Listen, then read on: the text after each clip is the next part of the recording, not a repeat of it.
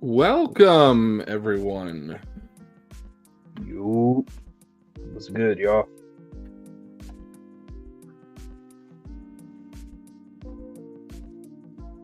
Okay.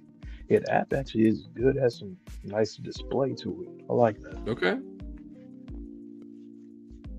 I am so excited for you to read this volume. Mm, it's been like 9 days since I last read this. Been a Hmm. minute. Well, fully read it. I kind of skimmed through it.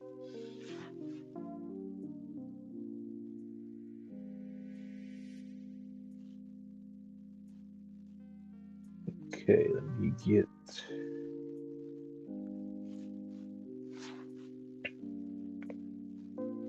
this here. Boom, boom, and boom.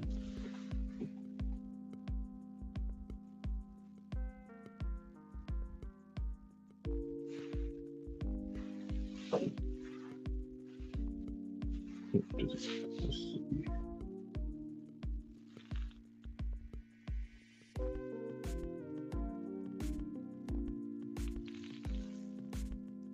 There.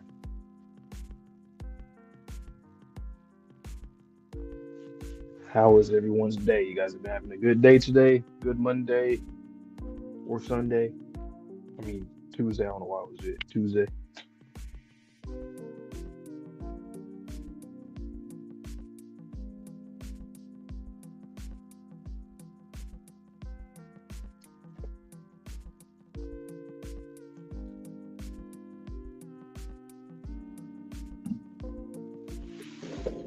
All right.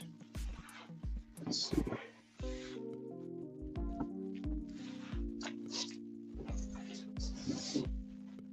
Right there.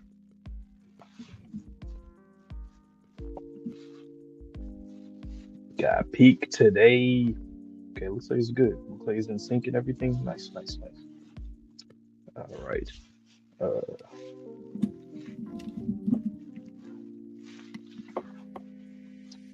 all right. So, volume 13, we got obviously the Rip Latla Layla backstory, which I found really Mm-hmm. dope. Some of my favorite stuff in the manga so far. And then obviously the Nico stuff, which was wild as well. Just the fact that with his ability that he can't really remember his wife, like he forgets her face, is really anything about her. The essence of his wife. Obviously, the last thing that he can remember is her face when she died, which is once again God. No, no, Mm. no. Bad guy, cow tap. But what's up, Eduardo? But yeah, and Andy ends up destroying all of the tubes of all of the astral dolls and such and other experiments in the lab. And that boy Nico was he's going through it. So we'll see what happens. It looks like Andy's going to pretty much get the win here, unless Uma Ghost does something to help aid Nico right now. Other than that, I got nothing else. No other predictions other than defeat Nico, and then we're back to Seal and Rune. So, with Okay. that being said, let me hop right into it. All right. And I will take off my camera so you Chapter. have the entire spotlight. Enjoy. All right, 116, and I'm going to 124. Correct. Correct. All right, cool. Yeah, this. Oh yeah, I like this app stuff. It works really nice. I gotta keep bragging about it. I like it. All right. Chapter title for 116 is "Stake Your Soul on the Sword." Okay. What the hell is going on there? He get, huh? Is he getting like that's the core of Ghost? It looks like. Is he like about to devour Nico? That looks interesting. Okay. I'm going ahead, even if it means taking the inventions that house. Wait, even if you wait. Hold on. Okay, I'm going ahead, even if it means taking the inventions that house your few remaining memories and shattering them. Yep. All right. Yeah. Oh, so yeah, he is devouring Nico or assimilating, like forcibly making Nico assimilate to him completely. What? Ghost? The hell? What's going on? Oh shit! He cut me. No, my hand won't move. Yeah. Okay. Now we're getting some ghost dialogue. Thanks, Undead. I couldn't have pulled this off without you. Ghost. Phase two. Oh, I don't know why I forgot about the whole phase thing. Like, yeah, okay, that's interesting. Wow. So that looks dope. I've been saying that my favorite looking Uma so far has been Spring and Burn, but Ghost looks pretty fire too. I like that look because he's using Nico's body, so that's cool. And I just thought about the irony of Ghost fighting Undead. That's kind of interesting. I guess that would be a sworn enemy for a ghost. Would be somebody that can't die, because he can't really. Well, he could technically take his soul, but you get what I mean. Anyway, um, yeah. Thanks, Undead. I couldn't have pulled this off without you. Unforgettable has finally lost his sense of self. hmm It took over Nico. Can you hear me, Nico? It's no use. You were the one who broke him in the first place. I'm liking the uh, I'm liking the art for this. Like, I don't know. It's kind of different from. It kind of reminds me when Nico, not Nico, Andy and Rip first clashed, like with the lighting. My attacks ain't connecting. Now it's my legs. Okay, damn. Nice, very nice. This is fun. I'll chip away at you piece by piece. The body parts that he's cut off is your soul. So I catch you piece by piece. It's your soul. Okay. Do you understand that? A moment ago, you used your soul to move. Forget. Okay. Back there, you didn't use your brain, flesh, or bones. You changed your interpretation of movement to immobilize your soul. That's why when I chip away at your soul, it immobilizes the part of the body that I took it from. This is great. This is great. It looks like me being added to the world has helped you better understand how souls work. I feel like I've just made a friend. I've always been alone with no one to relate to. But not anymore. Now that I've gained this vessel, I'm able to touch others. Pause. Hey, you can't be touching people, bro. Chill, dog. Hey, man. I'll be able to make so many more friends. What do you say? Will you be my friend? And I was just talking about how, oh, go to, I gotta think back to that whole soul situation too. And then old Andy, literally an old soul, right? But I was just talking about how they would be like sworn enemies, but in this case, he like, nah, you actually would be boys. Then we get a little flashback with him and Lucy. Mhm. If physical attacks won't work, then I'll just have to make use of my soul. Too bad. This boy Andy literally has fights with everything, like whether it's his flesh, his bones, his blood, now his fucking soul, everything. While in this form, I can wait. What while in this form, I can make any spot on my body astral or physical at will. Mm. And he's grabbing both of them by the oh man. That is pretty yeah, that's very intangible. It kind of reminds me of um Lemillion in My Hero in a way. You stood no chance against me. The second I took over Unforgettable, well, will you be my friend or will you be my food? How about neither? Okay. Katanas, both of them. So a soul katana and a real katana. Well, look at that. You know what, too? The fact that he says part of his body can be like physical and astral, that already, I could tell how he's going to lose because he pretty much already said, oh, well, parts of my body can get this and that. Like, obviously, Andy's going to end up attacking the right place at the right time, pretty much. Well, look at that. You can move both. You're pretty clever, which is wild. This guy can switch between astral and physical form at will. So if I were to attack him with both forms at the same time, but is that a good idea? Okay, maybe shut me up. You'll end up hitting this girl too. Unless he finds a way to like force him to make her like intangible too, in a way. I don't know. Damn, she's right in front of my core. Um, damn, oh, it's in front of the core. Okay. Oh yeah. Right. I mean, literally, it's right there. Damn, her soul is in a very weakened state. The slightest scratch could kill her. Humans really are a hassle. They value the lives of others more than their own. Yeah, it hurts. It hurts. You're a Uma, and you can't even follow the rules. This is why I hate you, bunch of unscientific rule. Oh, Nico, okay. If you're not going to follow the rules and you're an enemy to science and to me, I admit defeat. So quit being difficult and give Fuko. Wow. Back to him already. Ooh. Andy, use both your physical form and your soul to cut me down along with his cord. Even if an Uma dies, there's a lag before the rule is erased. I confirmed it when Spring died. Take advantage of the lag to put Fuko's soul back into her physical body. Once you do, you can see her again. Wow. Damn. Once again, name of the game in this series is love. Like, he went through this whole thing of like remembering his wife in the end a little more, step by step. Damn. So he like, hey, get your girl. Got it. I'll put my soul into the katana. Silver waxing moon. Look at this double spread. That is fire. I love that he uses those spreads like in chapters, like often. Damn. And he sliced. Damn, Nico. He real for that, man. He is real. Yo, Sherm, I see you just joined. He's been here for a while. I just didn't want to mess up any of the audio, just in case. Yeah. hey, and I would not have seen it. Like, that's why I waited.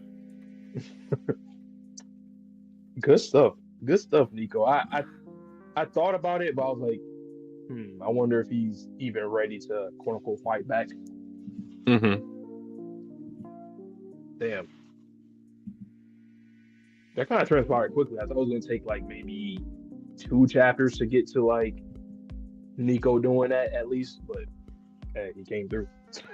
It's not over yet, but you get my point.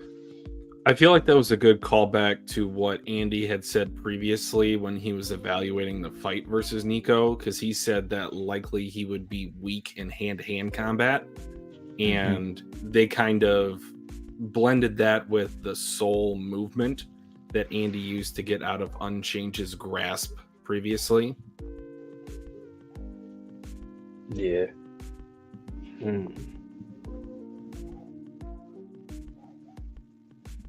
That, by the way, I already said it too. That phase 2, I like how it looked. Even though it's using Nico's body, it still looked pretty cool. I liked it. Yeah, I think it's the fangs coming down over his actual teeth. It makes it look disheveled. Yeah.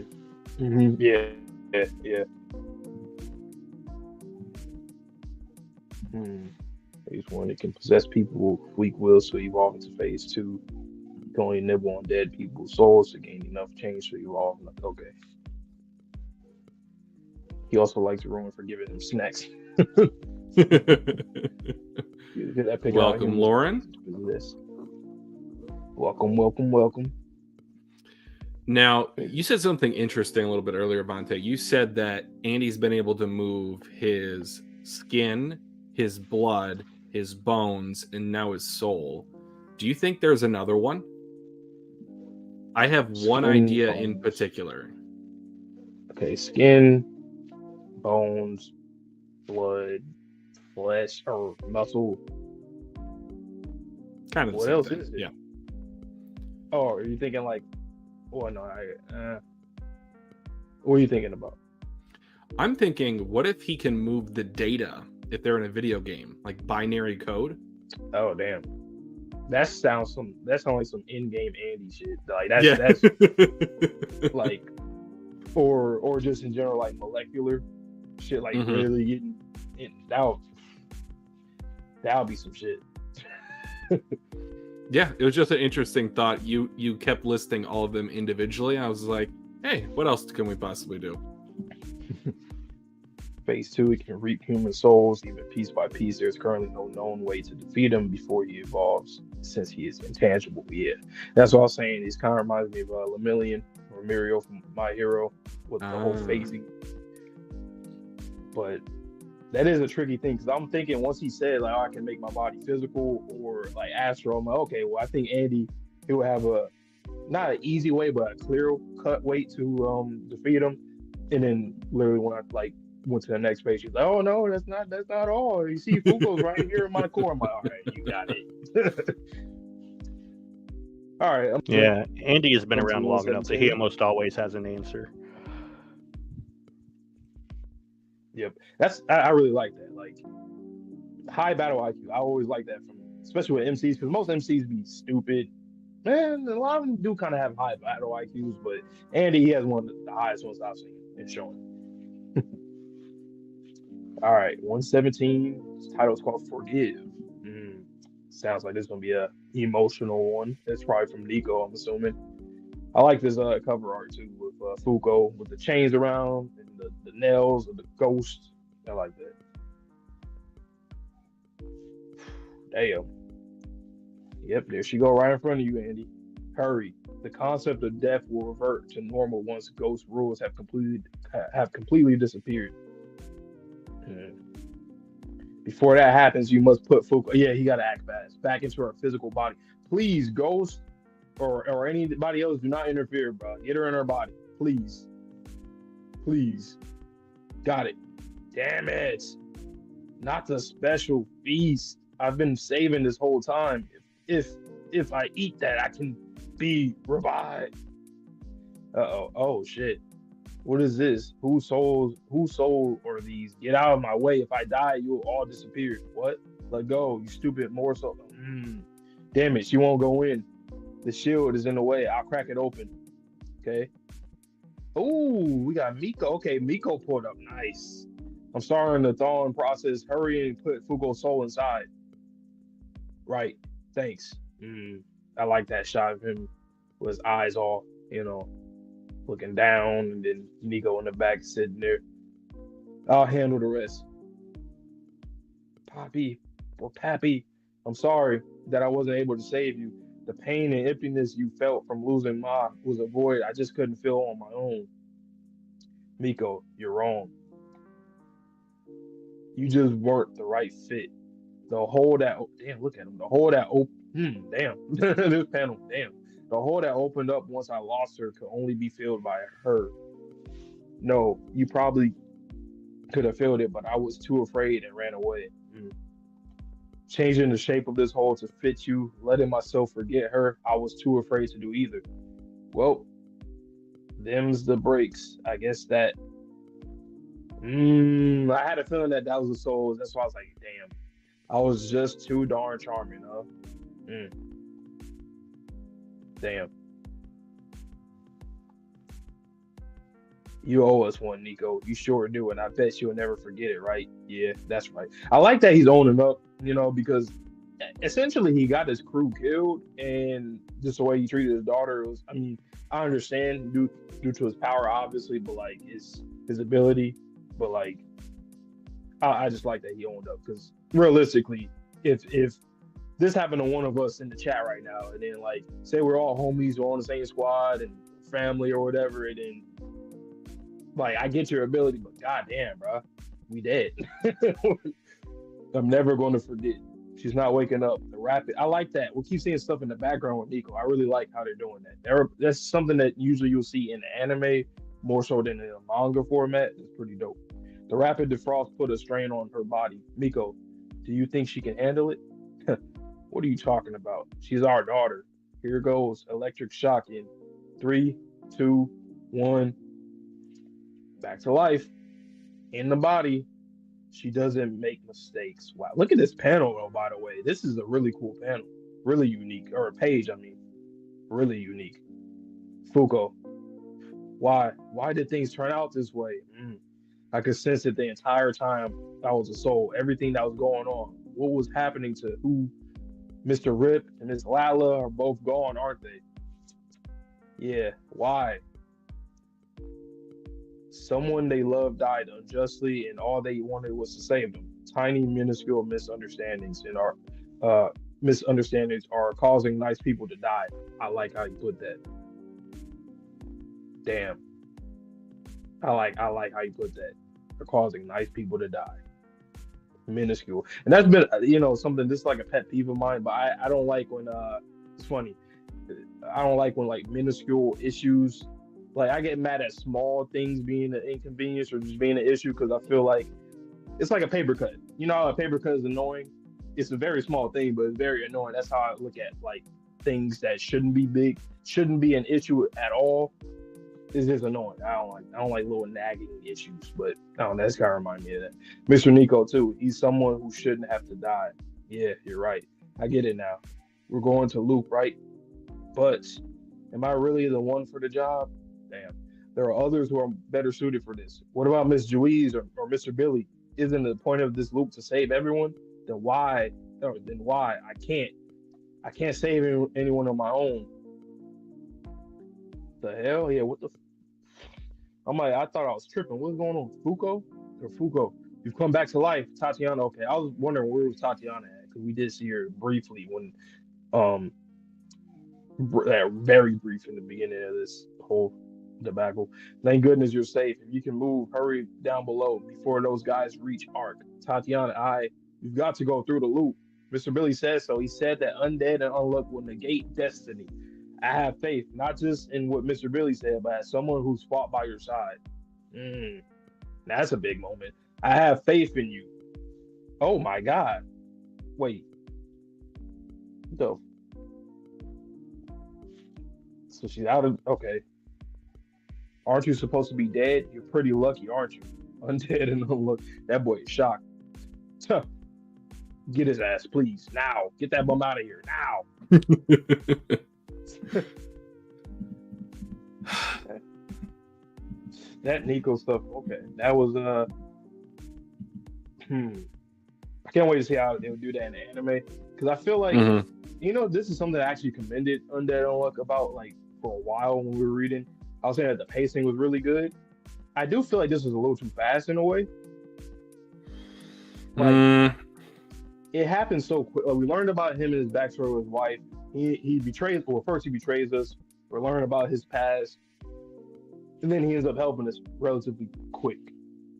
I'm not saying it's bad. It just feels a little too quick. I understand why you feel that way. The thing with me is that this was more so built up as Ghost being the adversary. Nico didn't want to betray us. He just had to get this weight off of his shoulders. So I understand what you're saying in terms of like the pacing being a little bit quick for this resolution, but I personally loved it. It gave me very much AOT vibes, where they were seeing their comrades in the spiritual form from beyond the grave. Yeah. Oh yeah, definitely. It definitely reminded me of that. I So also think Nico. Oh, Go ahead. I was No, gonna go say I ahead. think that the pace is also increasing just because Ragnarok is right around the corner. So Yeah. everything is going to feel like it's happening a lot faster now. I just think, and that is something that I thought about too before I said it. I was like, oh, well, Ragnarok, boom, literally right here. But it just, I feel like I didn't have time to appreciate the whole Nico situation, because that was a character that me and Twitchy both were thinking like, oh, it's gonna be some like serious stuff with him, which it was, but it happened in the span of like 5 chapters, 4. Like it was relatively quick. I felt. I just wish that I think what would have added more to it if we, maybe it got a little bit more hints even before the whole haiku situation where it's saying the sleeping princess or whatever, or unsleeping princess. If we got like a little bit more hints back earlier with his character, and aside from the seeing him like having nightmares or whatever, I think if we got a little bit more, I would have probably liked that a bit better, because I feel like I can really appreciate everything of this character going to the end of this. But I don't know, I just have a bad taste in my mouth for his decision, which I understand, but it's just like, damn, his homies died. And then I don't know, it just. You want to know what's interesting about that, though? The fact that he killed his homies, they were the ones that saved Fuko from being re-eaten by Ghost. So in a way, he kind of saved her by killing his comrades. And then it pulls in the non-negators, how they were wanting to help in the spring arc. So it's like they finally had their chance to shine with this moment. True. It's just yeah, that's true. It's just like damn no. But yeah, I think another part is the Miko situation. Like I think there was really no focus on Miko until now in terms of her relationship with her father. We're just seeing how he kind of like treated her like everybody else on the squad, but we didn't really get much of like him and Miko until now, and it feels like she's not even related to him. The thing is, when I was reading this chapter, when Ichiko was asking her husband, is she ready? I thought that she was about to get unforgettable transferred to her, much like Ishin, much like Shen Namui. And I was thinking to myself, like, oh my goodness, this also opens up the door. If that didn't happen, in the next loop, these non-negators could get fresh negator powers and God try to screw them over in this final loop. So yes, she's not relevant now, but she could get a negator power next loop. True. Nico doesn't feel like his daughter because he doesn't treat her like that.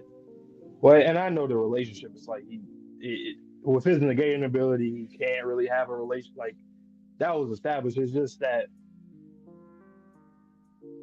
I don't know. Everything from Nico's perspective, it's like he ends up helping them relative. He ends up helping Andy, trying to fight back against Ghost, and then the souls essentially helped and saved them by stalling so that Fuko didn't get eaten or killed or whatever.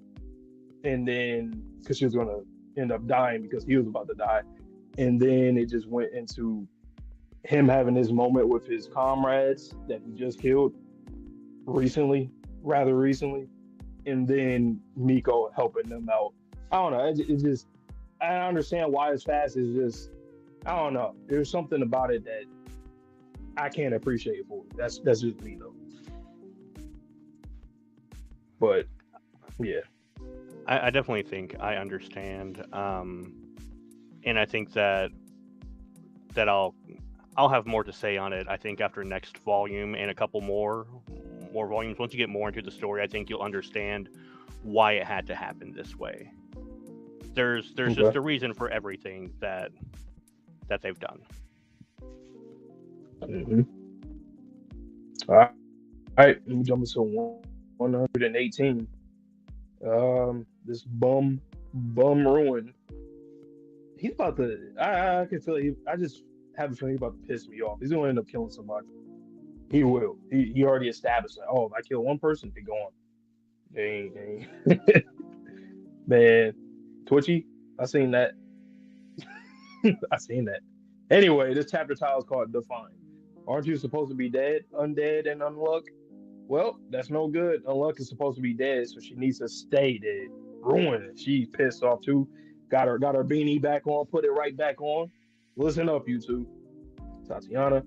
Ark's room is underneath that unbreakable gate. These guys are trying to cross it to break Ark and prevent the loop. Phil and I will hold them off. Find your opening and get to the Ark before them. Hold them off. I'll come with you and risk getting hurt. Didn't I just say you should go through the loop? And so is my duty as your untouchable area specified release. Okay, and so it's my duty as your friend to send you off without a scratch. Damn, cylinder. I like that. Keep blasting them, Phil. Let's go, Fuko. It's no use. Untouchable. Oh shit. Whoa. Oh, blood. Yeah. Okay. What?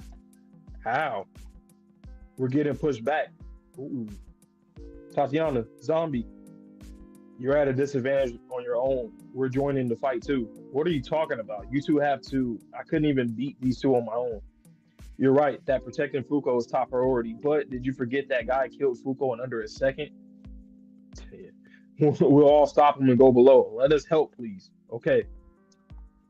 Let's do it. What the fuck? He slipped through, but how? Steel's cloud a bit on the cloud. He turned himself into a vapor and slipped past us. Phil, take care of Seal. Be careful around his talisman.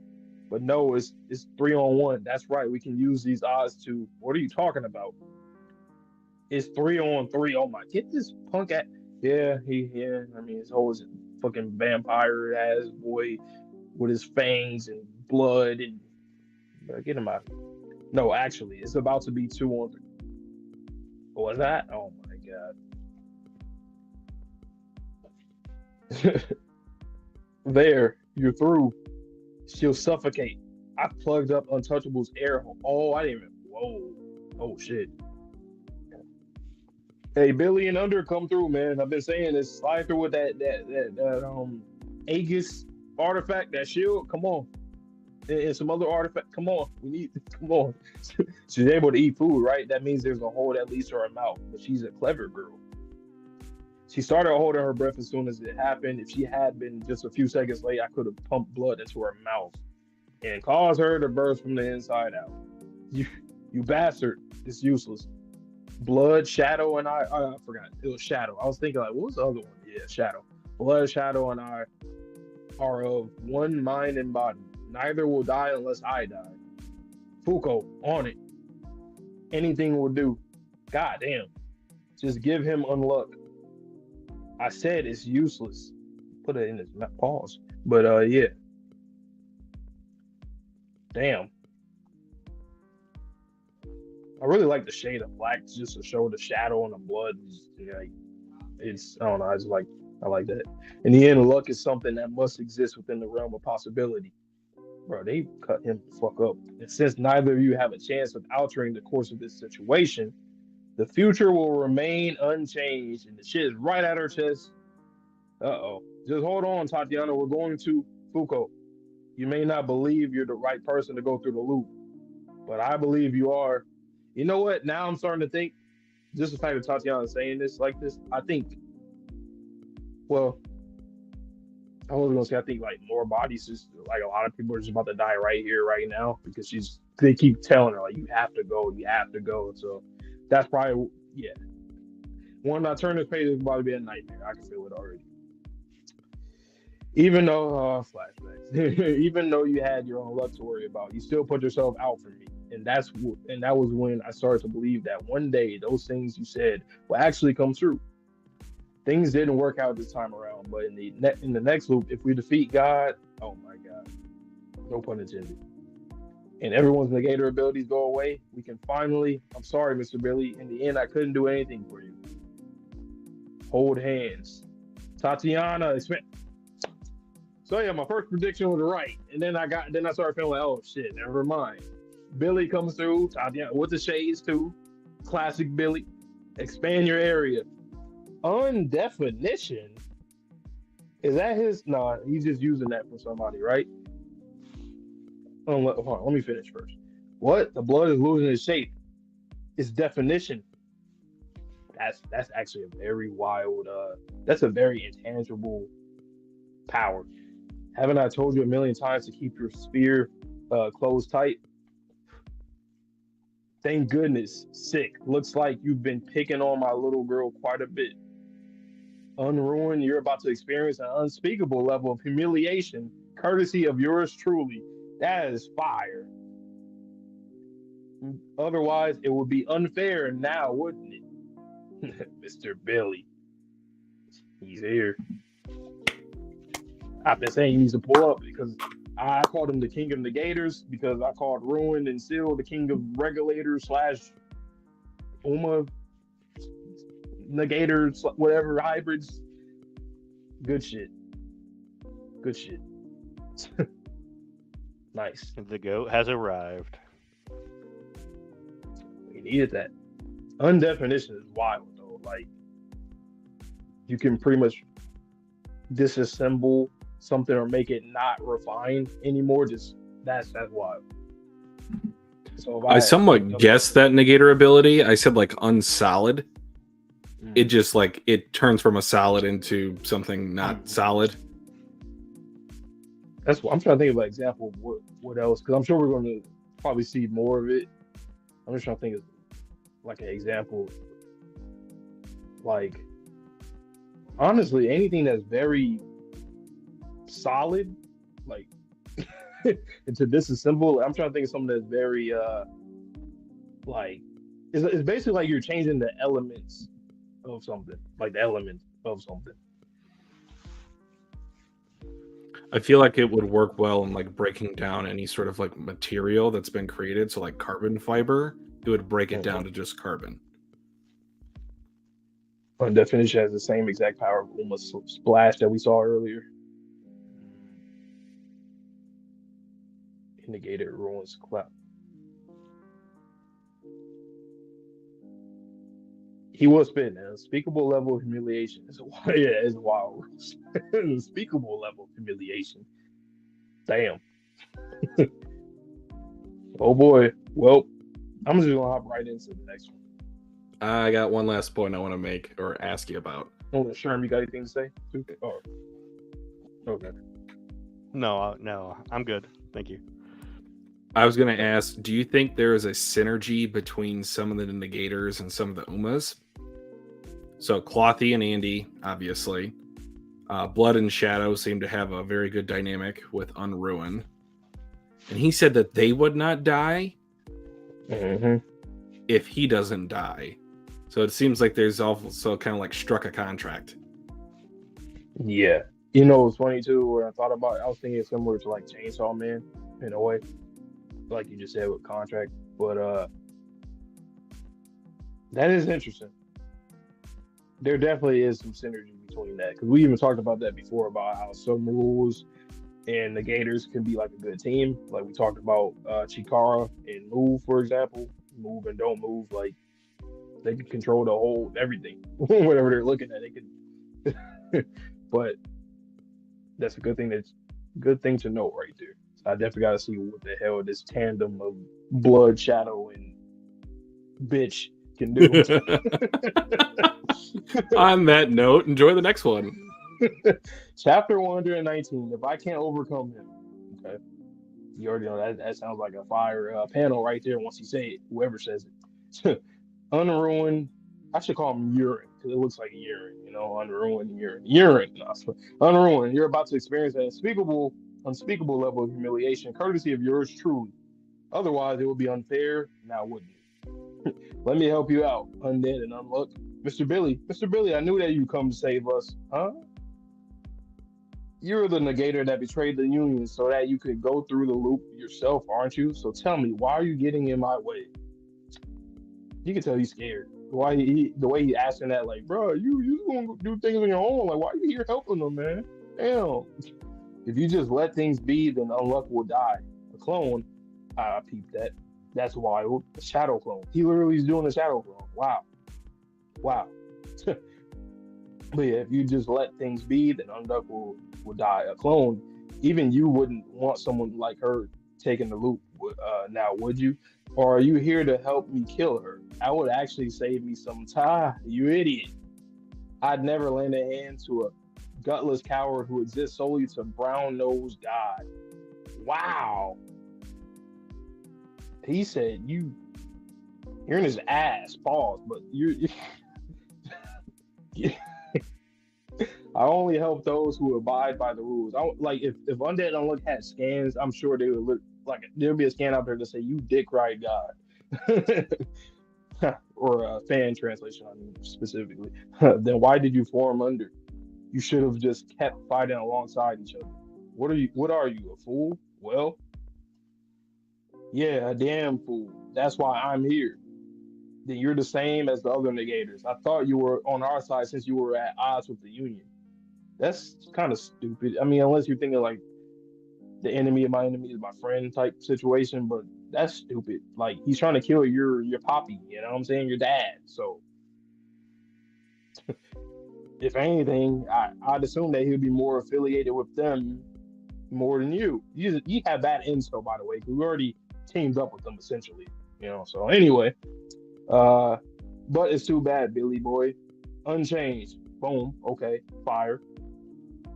I get it. You're the one with the copy ability, right?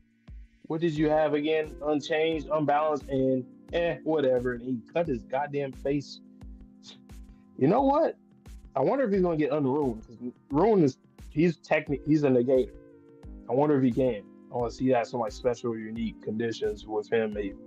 Like he's not human or something. Like something about him is off where he can't do it. Damn, that's a fire panel. Shooting the gun back. Whoa, that choreography is crazy. That is crazy. His hand got. Whoa, that's a crazy ass panel. Hand got chopped off with the other gun. He got the other gun shooting back. Nah, that's a wild panel. Whoa. It doesn't matter what you have. You can't bring me to ruin. You're wasting your efforts. Mr. Billy can regenerate with the power of undead, just like you. Huh? Mr. Billy, why aren't you regenerated? You have a copy of Andy's abilities, don't you? Which you're not. What? You're not going to use your abilities. You're just going to sit there and let me pummel you. Or maybe there's a reason you can't use them. Oh my God. Why? Yeah. What's going on, Mr. Billy? Why aren't you using your other copies? What about Unmove or Unstoppable? I can't use them. You guys are too kind. Mr. Billy, what do you need to do to use your power? If you just tell us, we can give you ours. You can't, especially not you or Tatiana. I wonder if that has something to do with like physical and like untangible. No, I don't know, maybe. But I came here to lend a hand. I can't afford to die. Top, huh? That you, Billy? Billy, you old goof. What is it? Are you finally reflecting on your ways and coming back to the Union? I'm the one who let Ruin kill Fuko. Mr. Billy, why are you lying? Yeah, she's right. What are you talking about? I never teamed up with you. Unstoppable. Wow. Oh.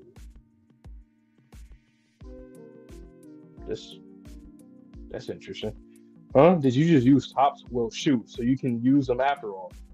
In that case, I have no reason to hold back. Sorry. Chikara, Mr. Billy, I killed Tatiana. I wonder if this is...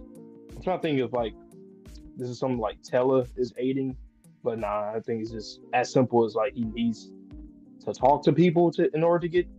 Like, either he needs to see them or talk to them or whatever, but Tatiana and Fuko are the special cases where he can't do that for some reason. Interesting.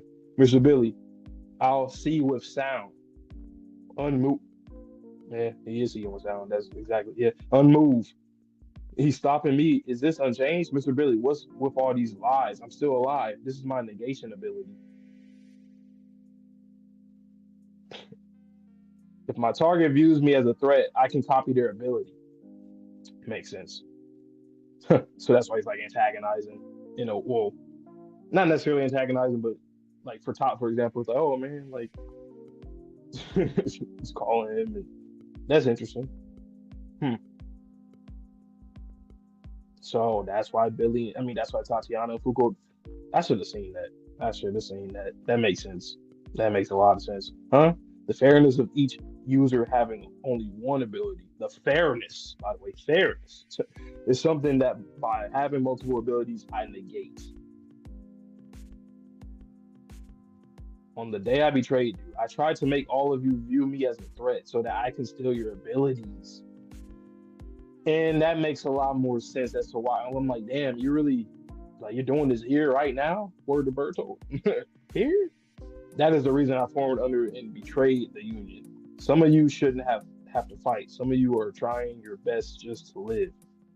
That reminds me of the whole thing with they were saying how, like, people were it's just minuscule issues happening for nice people. It's like the same kind of dialogue here. So I figured everyone could hate me and I could fight all on my own. Stupid, right?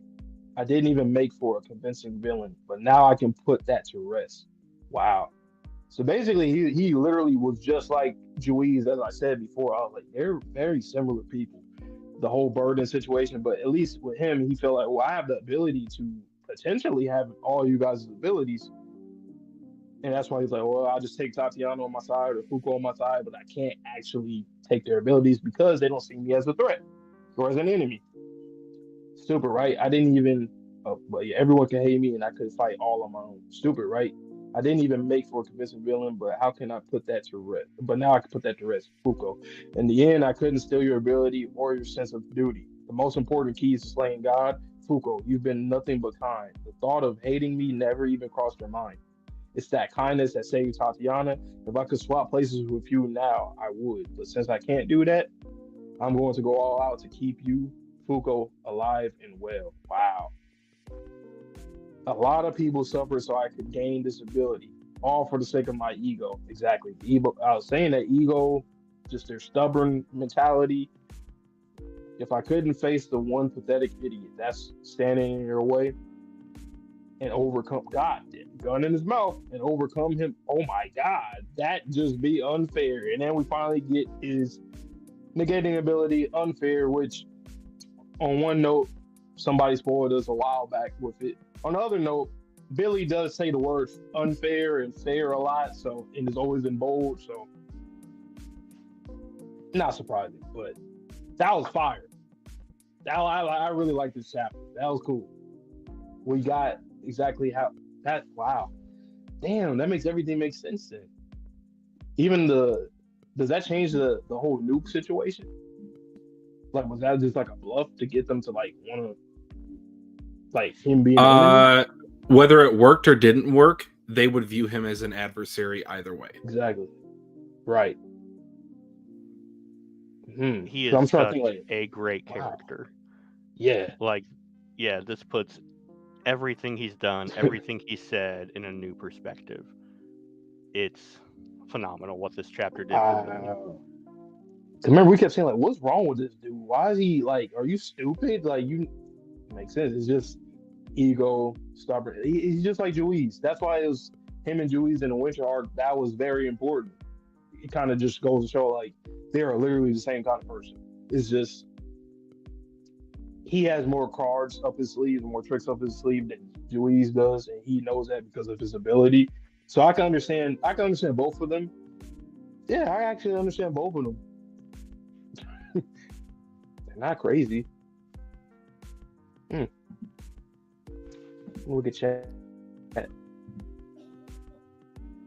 So there were a couple of things in the background of these panels, Vonte, that I would love to discuss. So if you want to do a quick little reread, let me give you a hint. There's something on page 10. There's something on page 11. What else? What else? So you talking about in the sky? What's that? Is that? Huh? What is that? Huh? You know, it's funny. I thought What it was is that? I don't know why. When I looked at it, I was like, oh, that's like a helicopter or some shit. I was just thinking, What is that? What's going on? But What is like that? A crack in the sky. What do we know is associated with cracks in the sky? No. Come on, you know. Did Move do that? Huh? Where is Move? Or Juiz? Juiz? I don't know. My thought is that Seal got by Phil and sealed up Move. Oh. Interesting. They are trying to get Ishin as far away from the Seal as possible by putting her on Top's back. So a moving kind of like Snitch from Harry Potter. Yeah. And what's the one way to get the closest to them? It's to use Move. To transport or teleport there instantaneously. Interesting. There was a lot. For that one panel early on, that was a crazy panel. When Billy got his arm chopped off, one gun in the hand, and then you're shooting back, and then that's a crazy panel. Like the more and more you look at it, it's like, whoa. So on that same panel, it shows his ear. I want you to take a look at page 13. 13.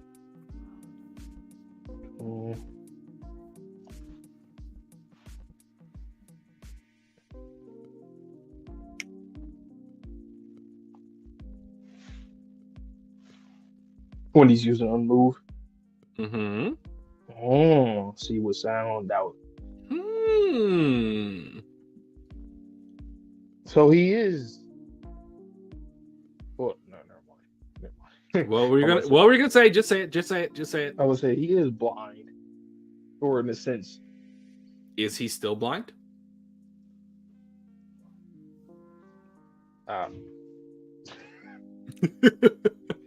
because the way it's shaded, it does look like what do you call it? Not like Echolocation. seismic sense. Or yeah, huh? That's okay. So Billy. that thought, I want you to then look at the page. I know this is kind of like a roundabout way to tell you this, but page 11. I don't want to just outright tell you what I'm thinking is the case here. Teamed up with you, unstoppable, boom. Just use top swirl shoot, so you can use them after all. And then look at the one where he's landing. wait, what the fuck? Yes.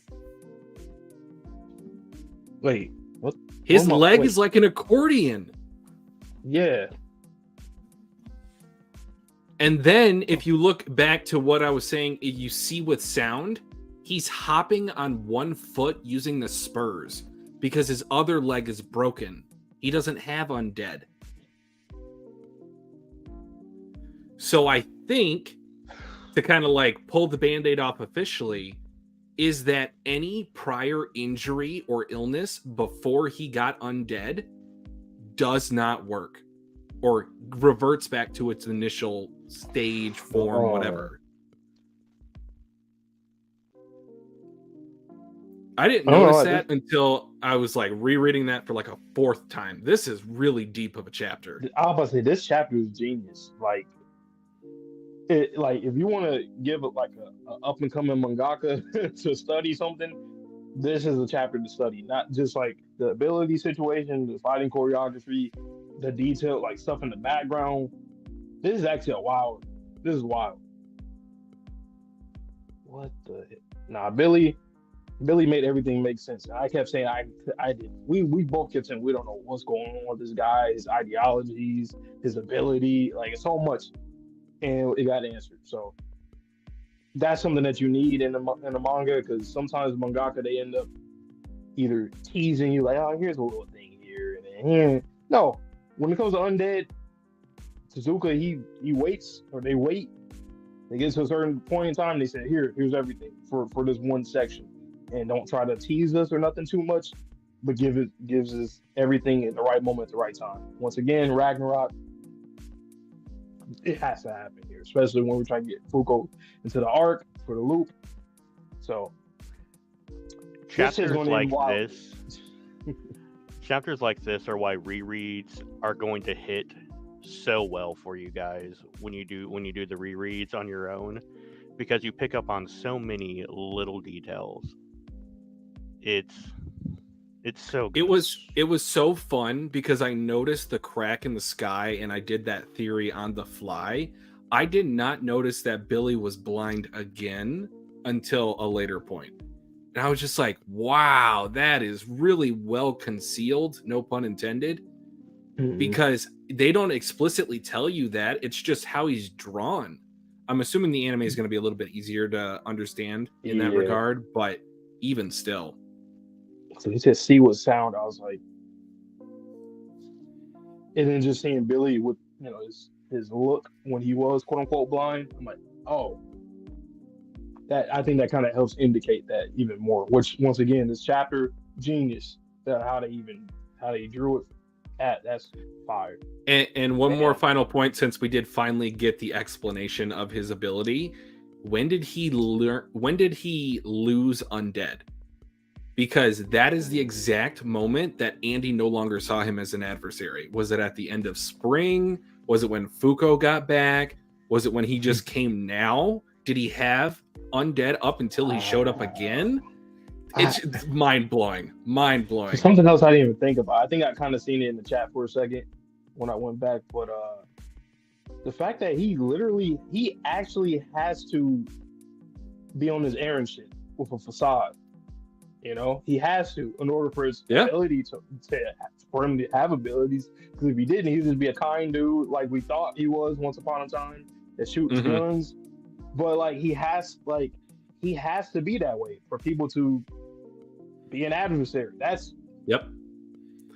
And in retrospect, remember how we were so confused when he was fighting Juiz? Because it's like, is he using Injustice? Is he not using Injustice? Why is she using it? oh my god. Exactly. But that makes me think about his backstory too. People being dead. Oh, I know. He definitely had a daughter and she died. Or like multiple comrades, so on and so forth, because they did have the mercenary squad. And Tella, yeah, exactly. That's a whole nother damn. Oh man. This chapter was just the culmination of Billy's storyline in such a phenomenal way. And I'm getting more out of it on like a second or a third reread. This is genius. This is genius character construction here. Like when you really think about it, he's one of those characters I would say is constructed very, very, very, very well.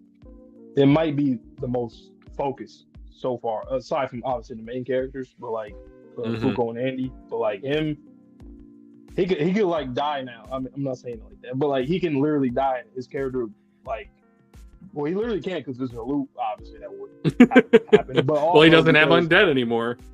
Yeah, but just his character. Oh, stop. Your mic. Stop. You gotta add it back to the stage. All right, please hold.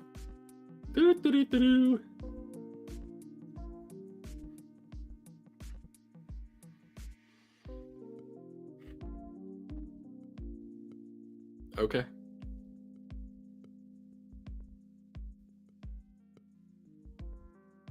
Hart, welcome. Haven't had a chance to welcome you yet. All right, is there anyone else that I did not get a chance to invite? There you go. I'm back. There you go. I peeped it too. I was like, oh. All right. Well, good thing I could peep it though too. Oh, I'm like, oh wait, I left. I was like, who left? I'm like, no, everybody's still here. Oh, the non I left icon. Oh, that's me. It's the other me. All right, well, I'm gonna jump into the chapter. Was it 120? Yeah, 120. Enjoy. Oh boy, okay. No, he fucked him up. I know he's not done, but he needs to be. He fucked him up. Gun in the mouth. He fucked him up. Anyway, chapter 120. The title is "This is Much Easier." I hope it's not the villain saying some shit like that. That sounds like some villain shit. It do. Like they bragging. I had to get, but then again, Billy said he on some humiliation shit, so he's talking to shit. So maybe it's Billy saying that. I hope, please, cope, no cope. Or anyway, I had to get my targets to see me as an enemy in order to finally copy these abilities. If I couldn't overcome the likes of you after all, it'd be unfair. He's restraining me with Unchanged. It's wrapped around my body too. Ooh, I see. Unfair, eh? Tatiana, over here. Be that as it may, such a pathetic ability could never hold a candle to God Almighty.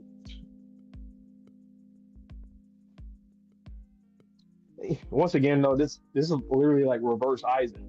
Like we kept saying he was like Eisen, but now it's like a reverse Eisen, where it's like it's quote unquote good guy Eisen turns bad guy, even though he's always a bad guy. But in this case, it's good guy the whole time, turned bad guy, but really was just a good guy the whole time. Interesting. You mean the negator of death? He negates any and all things that pertain to his own death.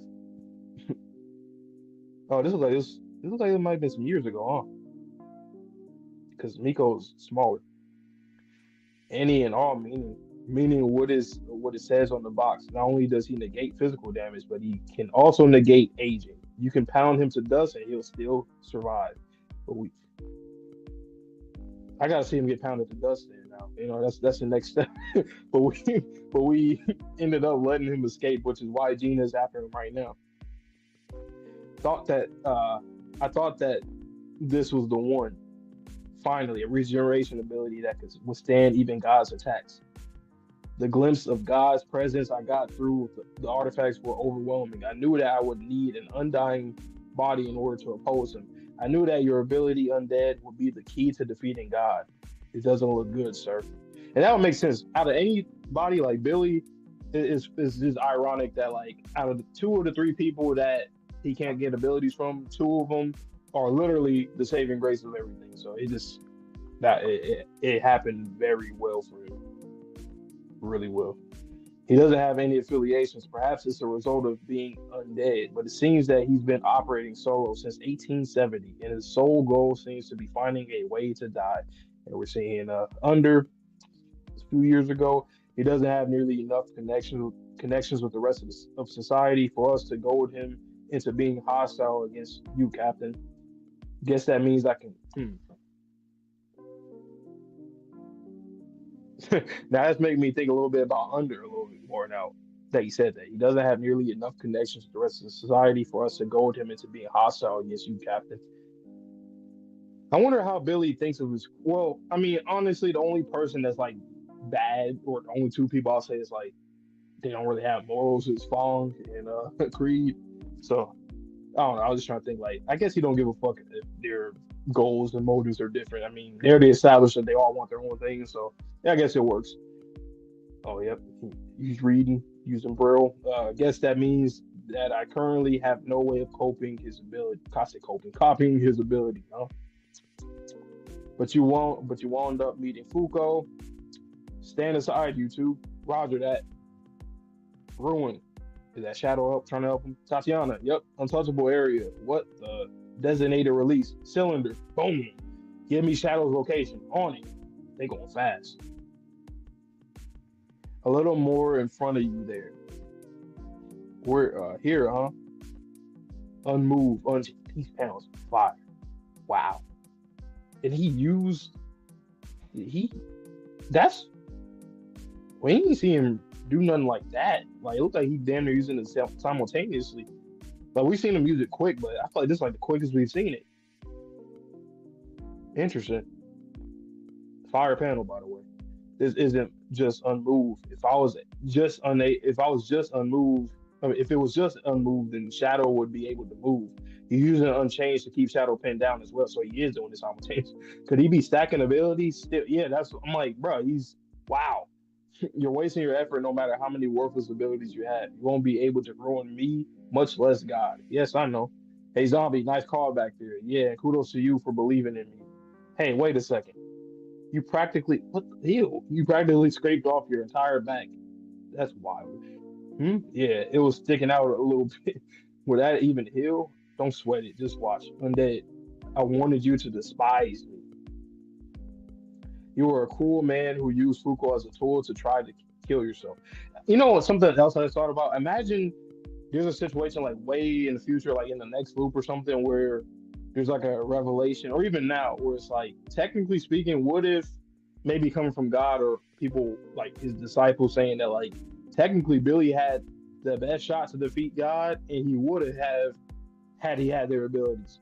That would be an interesting thing. Like imagine if he actually could have, if he had their abilities, but it just so happened that they didn't look at him as an enemy no more. Hence, he don't got. That would be wild. I always like those kind of things. It just makes things messier and more annoying and hopeless. But anyway, you were a cruel man who used Fuko as a tool to try to kill yourself. So I initially thought that it'd be easy to get you to hate me. But finally, acting a bit more. But as I got to know you, finally acting a bit more undead, I came to realize, Undead, what do you think of me now?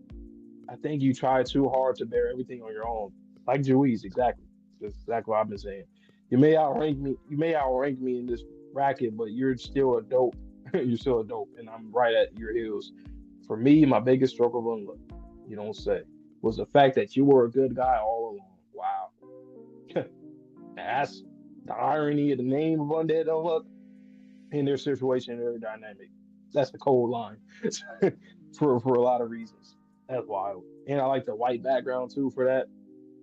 I never thought that I wouldn't be able to use an ability that I had already that are already stolen, right? That would piss me off if I found out like the conditions of my ability. I'm like, oh damn, so I sold this fire ass ability, but like at the same time, oh, this person didn't see me as a threat, or he doesn't fear me, or look at me as an enemy. God damn it! No, I guess you're the one who changed all that. Hey, don't call him a dope. It's not nice. It's fine. That's exactly why I need the power to help you both, idiot. Damn, that's his dilemma. He's too kind. If he actually wasn't kind like how we thought he was, it would have been so easy for him. He would have made things a living hell for everybody. He would have made sure. That's wild. God is really playing games. God is scared. I'm not gonna lie, he's scared. He gave this guy that ability. He essentially gave like one of the kindest people you could possibly know that ability when you really think about it. The way that they're talking about it, this whole situation. Your negators can struggle to your heart's content, but God will rule all. You pathetic negators are nothing more than vessels to make the world go round. Only unruined and undead, those bestowed with eternal life, can travel to the perfect world. And it's also why I'm really glad. Interesting. So a utopian world that God wants to create. And obviously we know undead is bestowed by eternal life and ruin. That's interesting that it makes like I don't understand the logistics behind why ruin would be unless he's like some kind of experimentation. We still don't know what, like who he is, like where he comes from. But I'm guessing that's just something that God created, like a disciple that he created. But I wonder if there's other people that are also quote unquote bestowed by eternal life. That'll be interesting if we found that out. Because that'll be something that none of these people know about, even Joyce, because she hasn't mentioned that. But then again, she doesn't know Ruin, or she didn't know of him. So maybe there's all new people that he's creating, which that was making me think maybe God is trying to introduce like new people into the world. And Andy obviously like the very first person, and then Ruin will be like the second new hybrid of Bane or whatever. Anyway, and it's also why I'm really glad that you showed up. So you're an inferior version of Undead, are you? Wow. I'm what? Didn't you ever find it strange that you were even able to kill Fuko?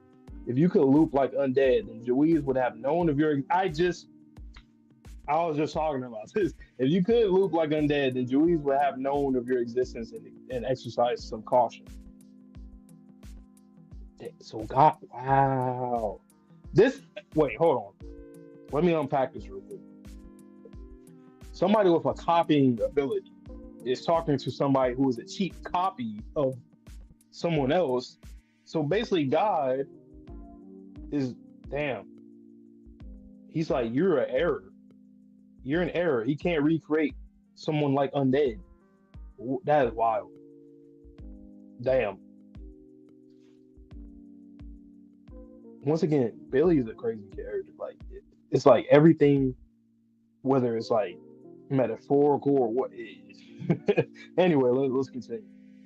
But since you were never able to pull it off, that means in every loop so far, you died without ever interacting with us. What the fuck was he? That's probably why he need blood and shadow or something. Because that's what he's really saying, that you're an ass. Because basically he's always had this mission, it seems like, right? And he's never been able. Either God is being weird and whatever his ploy is, or this boy's just ass for it. Unlike Undead, you have never been able to make it out of any of the loops. That's true. Then by your own logic, the only one here chosen by God is Undead. No. Yep. He said, hey, that dick riding got you so far, and not an imperfect reject like you. Wow. He told me he was going to humiliate him. Unspeakable humiliation.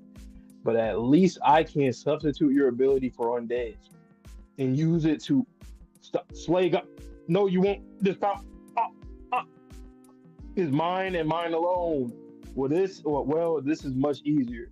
I couldn't care less about being hated by someone I despise. Unruined. So thanks, Ruin. That's one of the coldest, like, defeats and If we had a rewind button, I would go back in the point in this stream to where you said this chapter title sounds like a villain saying this. Billy's a villain. That is a villain page. Like, I'm intimidated. That was actually one of my favorite chapters. Like that was cold. And the irony, right? Like the whole thing about like you're being a cheap copy essentially of Undead, and the fact that someone with like copy ability is saying that. I just feel like there's irony there that's pretty cool. So what does that mean? Is God trying to mimic and create something like his first creation, and he can't do it no more, or did somebody else make Andy, or is Andy some other kind of like is that Undead with Victor and Andy some kind of outside source, a glitch or something? Because it seems like he's either trying to recreate magic that he once created before, or someone else created and he wants to like mimic that. Because why is he ass? Like why is Ruin ass? Is it just like a free will thing? It just has to do with Ruin just being ass like on his own, or is God just okay? So previously we were saying that like we were kind of discussing which of the characters in the Union we were most excited to learn more about. This chapter specifically has me on like Delta Bravo level Apocalypse for Unruin, because of the fact there were so many lines in here that were just kind of like offhandedly said. So Billy, one of them that he said, hold on. That means in every loop so far, you died without ever interacting with us. So that could mean like 7 different things. But some of the top possibilities in my mind, one is that he never touched an artifact to be able to see what God was. So then he couldn't say, oh, meeting God and you ruining that for me, that interaction, I cannot die now. So that's one possibility. The second possibility is that he is new to this series of loops, much like we think Andy is, because we haven't seen Andy in previous loops to our knowledge. So is this the first loop for Unruin? He's got the facial scar. Why does he look similar to Andy? At least in that, general direction. And 3, the third possibility that I wanted to talk about was, let's just say that he has been in every loop so far. How did he essentially, like, when did you come to realize the epitome of your ability? Because they have stated in the past, multiple negators, they've actually ended up killing themselves once they got their abilities. So why did he survive for so long? Was it literally just meeting Uma Blood or Uma Shadow? Was that the saving grace that he needed? What about the tattoo on his chest? Did he get that recently? Is that a tattoo that carries over loop to loop? So many questions. I was going to say that maybe the reason why he wasn't able to, quote unquote, reach them is because of Fuko dying. So, like, okay. See, we need to know more about God, because I'm starting to think that he can, like, foresee all these things. Like, that's why Ruin, for example, is even, this is like his destined mission, essentially, to be a disciple of God. To do, like, but I see in the chat they're saying that Billy might have just been saying it just to like gold him and kind of like, Oh no, I get that. Talking shit. I get that. But you have to think about it. But even with that, right? Like, do you think that Ruin could also? Oh, go ahead. Oh, I was gonna say something else unique to this loop that no one else had was Ano Un and the You and Me manga. So that's something that's only been in this loop. Do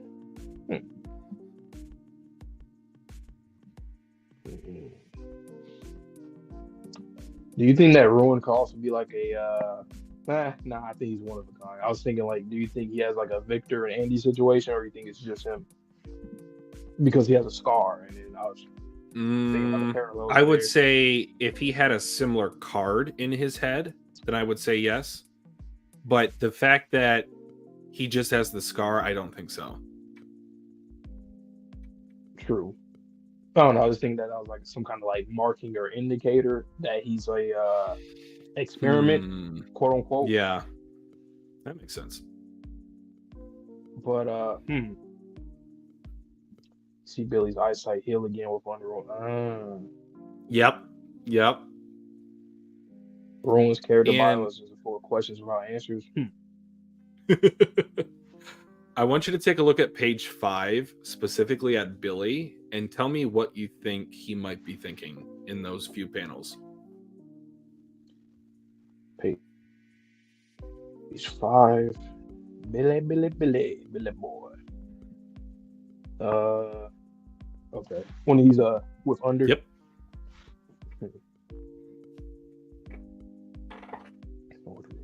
Over. Operated since 1870, and some in the soul goal seems to be finding a way to die. He doesn't have nearly enough connections with the rest of society for us to goad him into being. And he's reading.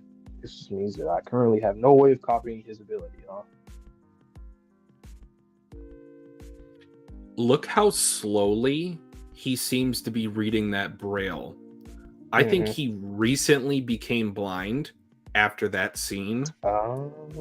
And I think he was looking for a regenerative power, and that's when Andy first got on his radar. I think. Because there is emphasis on the braille. Like, I mean, we know he's blind. You don't have to do that unless he's one to say, oh, yeah, I'm just showing he's blind. But you could be right about that. And then you look at the previous page, he said, I knew that your ability, Undead, would be the key to defeating God. He's looking down almost kind of like in shame of his former self. And then it has also the different hairstyle to where he seems more disheveled. Makes sense. Damn.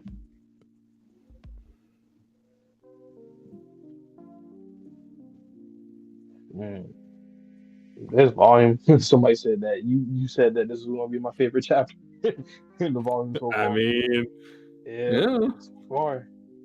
Damn. Billy, hey, Billy's that boy, man. Billy Goat. Billy Goat. Like, he just shot up my character list like crazy. Like, he like top 5, man. He's top 5. All right, Sherm, you got anything you want to point out? No, Billy top 5 for sure. Billy top Absolutely, 5, hands down. That is wild. He really has unreal. That is crazy. Let me look at that page, that last page real quick once again. It's mine and mine alone. Well, this is much easier. I couldn't care less about being hated by someone that I despise. Perfect. Honestly, this is something that, like, when you really think about it too, this is like probably one of his best feelings of his life in a way, because his whole ability forces him to become an enemy of people. And this is the one time, exactly, I couldn't care less about being hated by someone that is the one time where he's like, I'm in bliss. Thank you. Wow. Damn. And he's like a self-insert too for the readers against Ruin. I've been talking shit about Ruin so long. Like him and Apocalypse and Sean. Anyway, let me continue. You get my point. Chapter 121, Undead Unluck. Chapter title is called Unfair. Damn, man. He gets another chapter. He going crazy. This is a hat trick. Well, this is much easier. I couldn't care less about being hated by someone I despise. He regenerated. Does that mean he copied Unruined? Hey, sick. That is so good though, because we were thinking like, damn. I was just talking about how like it would have been best for him if he had, access to Andy's power still, and he would have to hate him in order to. But no, he could just get Ruins. He all good. There we go. So thanks, Ruin. Impossible. He met the conditions. I perceive someone like him as an actual enemy. That can't be. Don't get full of yourself. Unfair. Okay. Andy, Fuko, I'll handle him. You two head to Arc. I won't be able to completely restrain him since he has the unruined ability, but I can hold him off. Unmoved, boom, stop all of them, stop that shadow clone, blood, shit. Both, all of that. Blasted, unmoved. Billy, sorry that I ended up liking you. That's actually like a crazy statement. Like, what? What do you mean? Like, if somebody read this out of context, like, huh? What do you mean sorry that I like you? What? Let's go, Fuko. But I want to. I'll stay behind too. I'm not letting this creep anywhere near Fuko. I'll make sure she gets to Ark and look, this is fire. It's like daddy and daughter team. Let's go. Something we've been wanting. Sound like a plan, Mr. Billy? Yep. But Tatiana, that means that you.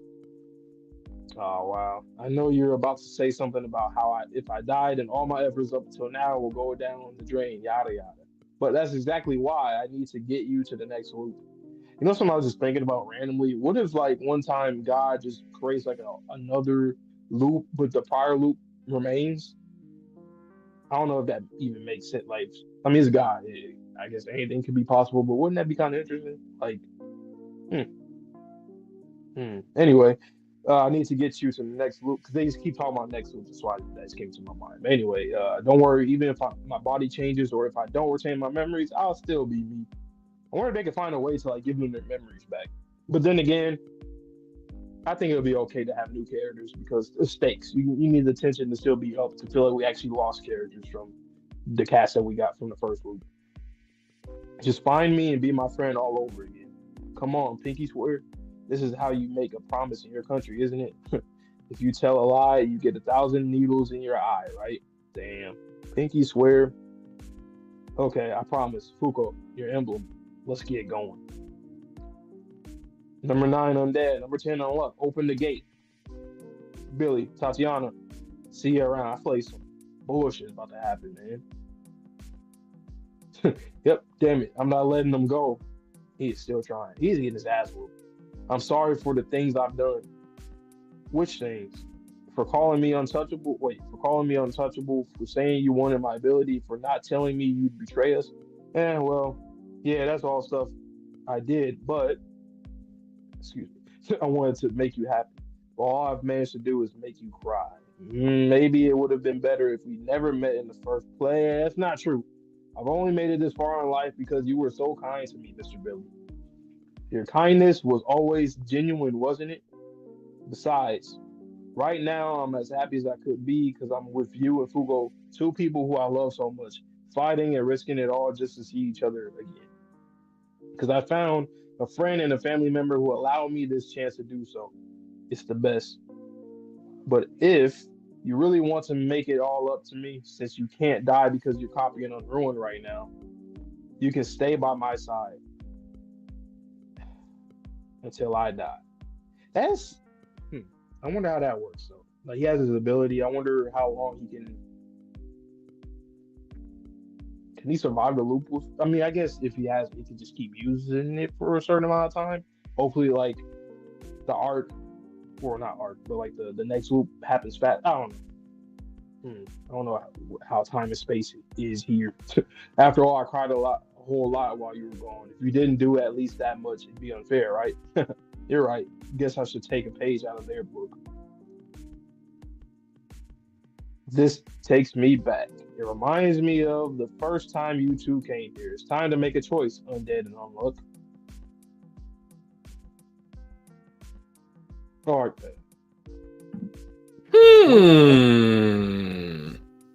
Point? No, not point transfer. No. This time to make a choice. What choice? Is it? That's a great question. Since it's like a game, I'm thinking like someone like move. I don't know. Like make a choice. Move on, or like stay here. Like you better get all your heals and all the stuff that you need to go to this next level. Are you ready to enter the boss room? Are you ready to enter the boss room? Are you ready to enter the... Shut up, Navi. Yeah, I think it's along the lines of that. It gotta be. Huh. So Oh, and page by the way, 12. Go ahead. I was gonna say the Billy situation. Uh, do we know how long he can use an ability? Okay, so you mentioned something about him using Unruin. I feel like as long as that person adversary views him as a threat, then he can use it. But what I was also thinking when I was making some comments on my own video was that if Unruin, let's just say he reaches the point where he's going to meet God, he is fully realized. So now his death will not ruin him. So then he would die, and if he dies, Billy can't copy a dead man's ability because we knew that about Gina and his Unchange. He had to go after the current Unchange. So if Unruin dies this loop, Billy also dies. That was my thought process. Yes. I was mostly asking like how long can he use the ability? Like that I don't know. So I was thinking like, well, technically, I mean, if he like holds some hostage or some shit, and then Ragnarok comes and like, depending on how long it takes, I don't know how long it. That's why I said I don't know. Like, if God instantly makes like a new world, like how long would it take? Because I mean, I guess that wouldn't matter if he just has him hostage the whole time. He could just that's true. Depends on how long he can use an ability at a time. Yeah, I don't know. That's interesting though. I kind of like that. Ruin is ass, by the way. I thought this guy was gonna be scary. He's actually ass. God is tripping. You betting on him? You're betting on him? He better have a phase 2 as a negator because he ain't doing shit right now. Sorry. It's a bum. You know what I was thinking about before I read this? I was thinking that I think one day we're gonna fight against Apocalypse. He's gonna be like a pseudo mini boss. I can see that. He's gonna do something where he like, I don't know. His name is Apocalypse. Like, we're gonna fight Apocalypse one day. But he's a bum too. That's why I thought about it. But anyway, what was you gonna say? So page 12. Tatiana's verbal assaults in her text bubbles are causing physical damage to Billy because he is essentially being hurt by her words, and she stabs both of his eyes and his heart.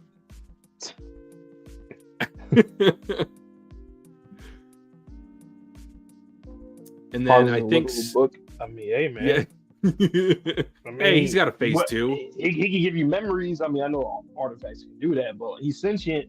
Who knows? He might end up like, I don't know. He might become a library. He can only bite. What if he becomes a gigantic planet-sized fucking book? Then what? What are we gonna do to him then? What are you gonna do? But and someone had brought this up in chat, but when you see Tatiana's perspective when she's holding out her pinky for the pinky promise, there is a designation on Fuko that she is her friend officially.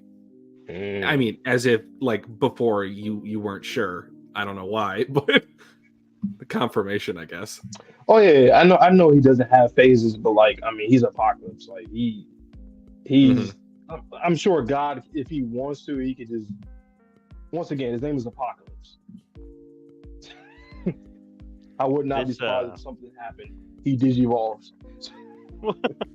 Woo!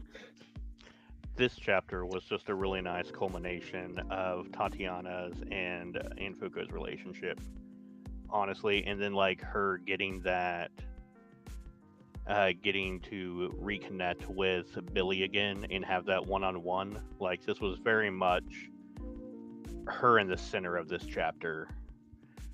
Her past Billy and then her future Fuko, and just it was nice seeing that all.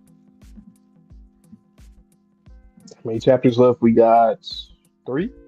1, 2, 3 more, Jenny.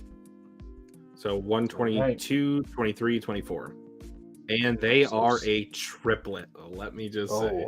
I'm scared. All right. Or am I scared? I guess I'm prepared. Hey, the characters are prepared, so I gotta be prepared too. You ain't. Oh. Oh, so I'm just an NPC civilian. Okay. All right. Let's get into chapter 122.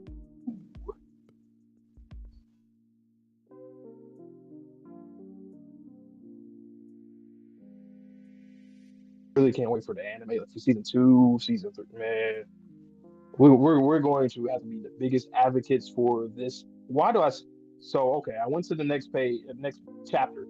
Is that Phil when he was filled with emotions, and is that, or is it not? Maybe it's a flashback or something. Anyway, I hereby recognize you as a traveler for this loop. Oh, little Juiz. I don't know why I thought it was Phil. I don't know, maybe because he seemed like a little kid and hair similar. Victor? Victor, where are you?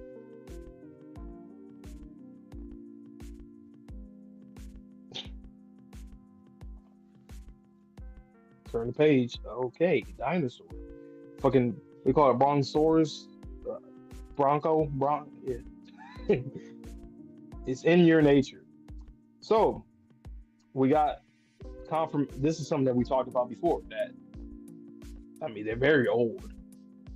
And maybe they found Apocalypse book and some. Okay, let's see.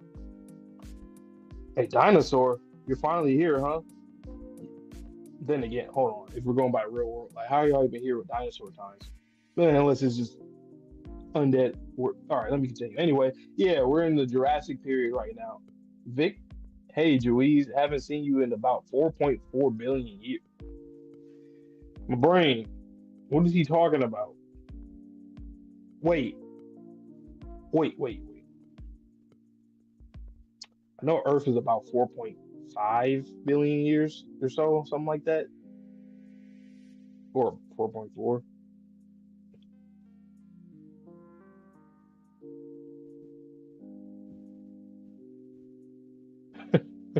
My bad, y'all. He was waiting for. Okay. Don't worry, the dinos around here only eats plants. You hungry? I've got plenty of meat, so let's chow down. Pause. Don't say that. You've been waiting all that time, all alone. But how did she like spawn? Oh, Ark, and then she like. Interesting. Okay. Oh, okay. Oh, yeah. I get it. That's wild. That's wild. I see you're still the same crybaby you always been. It's no, that's crazy. You waited. Once I was saying Billy, he shot up the charts and he's gonna go. Hey, Victor, like I know we already knew this, but like once it gets put into another perspective with Juiz and then him waiting that long, it's no big deal. I was mentally checked out for about half of it, at least. But that's 2 billion years, my brother. Damn. Even so, that's 2.2 billion years. Yeesh. Never mind that. Listen up. I've got a ton of fun stories to tell you. And then it really just goes into like why she's doing what she's doing. The burden, because like your man's was wait. Are you all right? Are we going to Luke, Fuko, Andy? She's taking off her helmet. Thank you. The fact that you came here, Miss Juiz, means that you have the resolve to enter the loop. Or I don't know why I read it like that. You get, I get it. She's saying Miss Juiz means that you have the resolve to enter the loop. But to accept that resolve while there are still matters you're unaware of wouldn't be fair as such. I ask that you wait to make your choice. Oh no. The prosthetic hand. Until after you've heard my story. Miss Juiz, you can't touch me or else. Don't worry, it's an artificial hand. Yep. I should give my thanks to Billy. I couldn't tell my story while touching you like this otherwise. Having my arm blown off wasn't so bad after a while. And she's touching, but she's not really touching, but it's still like the thought, the sentiment. Miss Juiz, please just listen. Basically, this loop thing will warp you to a newly formed Earth, effectively making it a time warp that only goes to the future. Not only that, but it sends you to a time period when the Earth is inhabitable by mankind. Truth be told, the new Earth sucked at first. The ground was freaking blazing. He was on a scorched earth. If I wasn't undead, I wouldn't have lasted. This really just turned to Ark Survival, man. Shout out to Ark. I love that game. But still, I saw some cool stuff. I'm the only one in the world who got to see how the Earth formed. Huh? I'm so sorry. Quit crying. It's annoying. However, each time a loop is initiated, its destination moves further forward in time.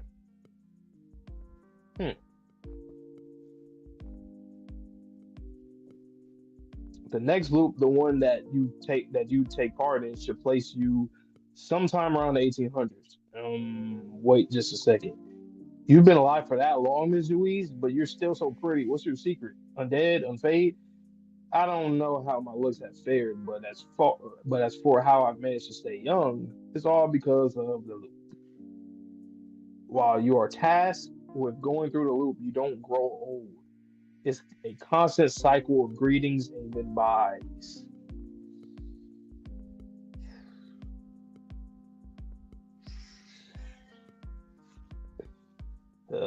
Damn.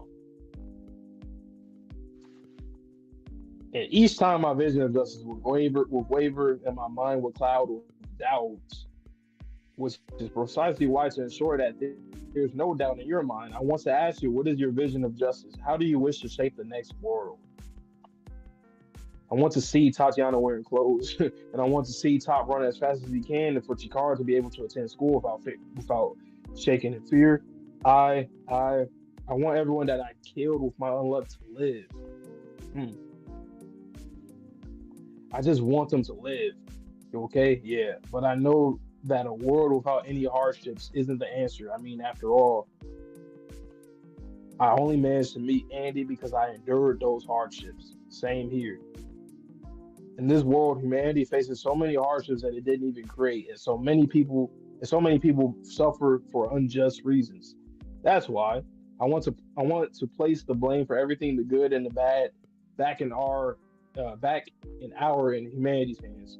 I want a world where you can't blame things on somebody who doesn't even reside on Earth. Can't blame them.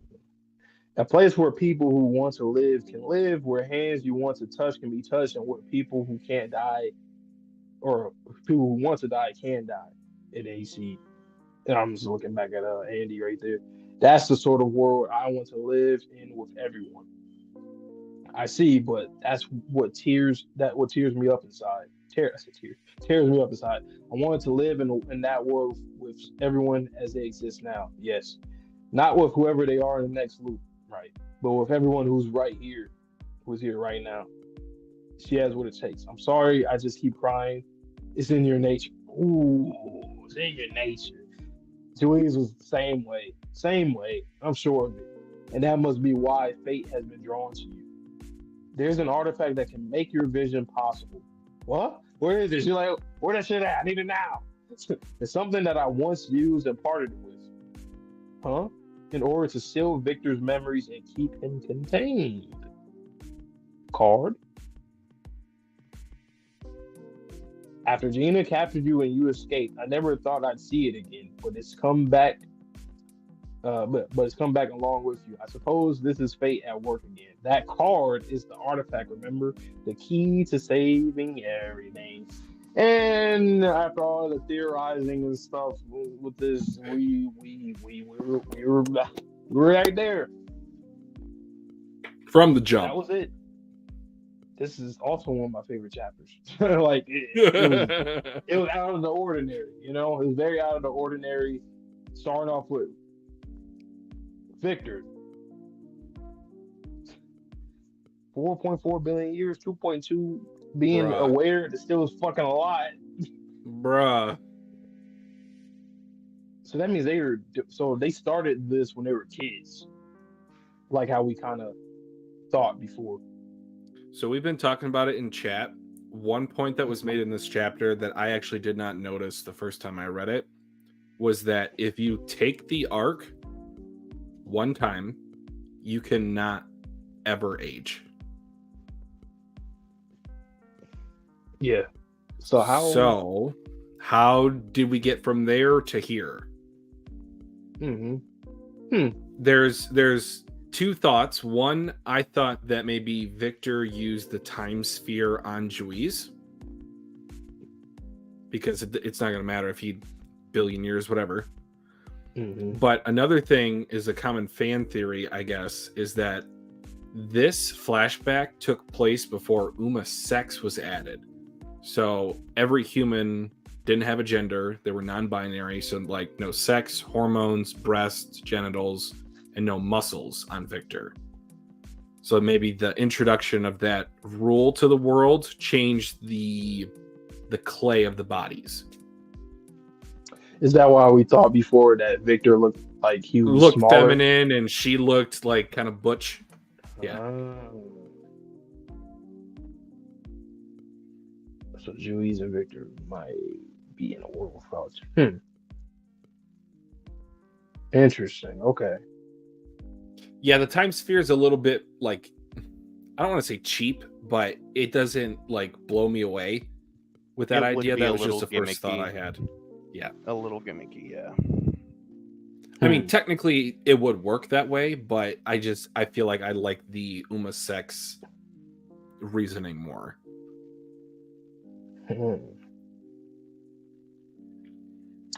That, yeah, it makes sense. Especially since we've seen the loop where, yeah, that makes sense. So it must have happened. Well, I mean, she's, I don't know, 20 years, something like that. Maybe. Less somewhere. So when the agent was added, it might have put them into grown bodies.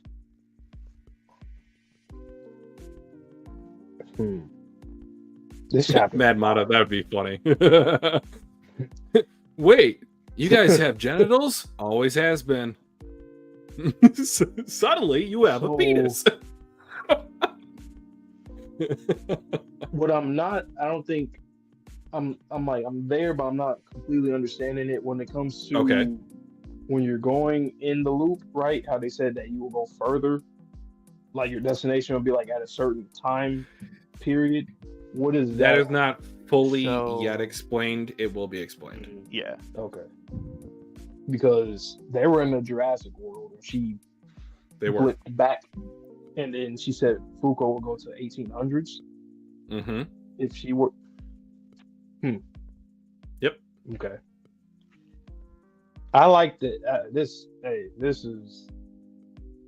was good. Even with the whole artificial hand thing, like, even though you're not really feeling it for real, still touching her like, hey, I can touch you. You don't love, ain't gonna do nothing. Just, I don't know, the thought of that was pretty cool. I like that. Takara wakes up with a penis and immediately kills himself out of confusion. What? Why? Eduardo, chill. I feel That like was just- this was one of the standout chapters for Fuko, personally. Definitely one of the ones that really cements her as one of the top MCs and really shows you who she is at her core. Like, just how she answered every question was just perfect. Once Shout again, out the series Jakku. reminds She's me got more and more 8 like different Fire crying Force. faces. For real. I- So all the people Is that it read Fire things Force about manga, Fire Force that I know, or no, not yet? no, you wouldn't know. Damn. So somewhat, but I would say mostly in-game stuff. Okay. It just kind of reminds me of that in terms of like certain things. That like things need to be a certain way to be right. Like how Fuko, she like things just needs to be right. Like we know there's a lot of bullshit going on. Like why can't things just be right? I'll just leave it at that. And there's like a certain, I guess, philosophy in that series where it's kind of like that too. Because they're in a world of fucking human combustion, and it's similar type things. Like these powers in this world, it's chaotic. Things happen. Things need to change in a way. And her moment in this chapter reminds me of Luffy and Sabaody. I can see that. Further in time, so after this next one will be 1800s. That's crazy that she can even deduce that just because she's done it so many times. It may also have to do with the fact that she said Arc is running out of energy. But how Right. did she know that specifically? That always seemed weird to me. Does it have like a counter? If it doesn't have a counter, then how can you tell? So she basically can respond to every like just random different time periods, then, right? Because they're in the Jurassic world, so then shit hit the Well, fan if it's again, she gotta go random, again. then why did she say that she thought Fuko would go to the 1800s? That's my Yeah, only I would question. imagine it's chronological, just moving forward, and she just realized we're getting closer to present time. We're It makes screwed, sense why like- she said, "Oh yeah, we're the best that we ever been." Because like, imagine that loop, for example, the Jurassic World. Like, what the fuck were they even doing? Like, Well, like, and how many what loops can were like dead loops? Because if you don't have access to the round table, or you don't have access to other negators, like if they haven't had Uma language yet, how do you communicate with someone else besides hitting them with a stick? It's caveman style. Before civilization becomes civilized, it's just a bloody warfare. That's why Louise and Victor, they're very knowledgeable people. I mean, they've been here so many times, so many lives. Well, for her, well, technically not lives. I mean, they have one life, but they live through lifetimes. I should say that makes more sense. Yeah. But yeah, no round table, no arc. So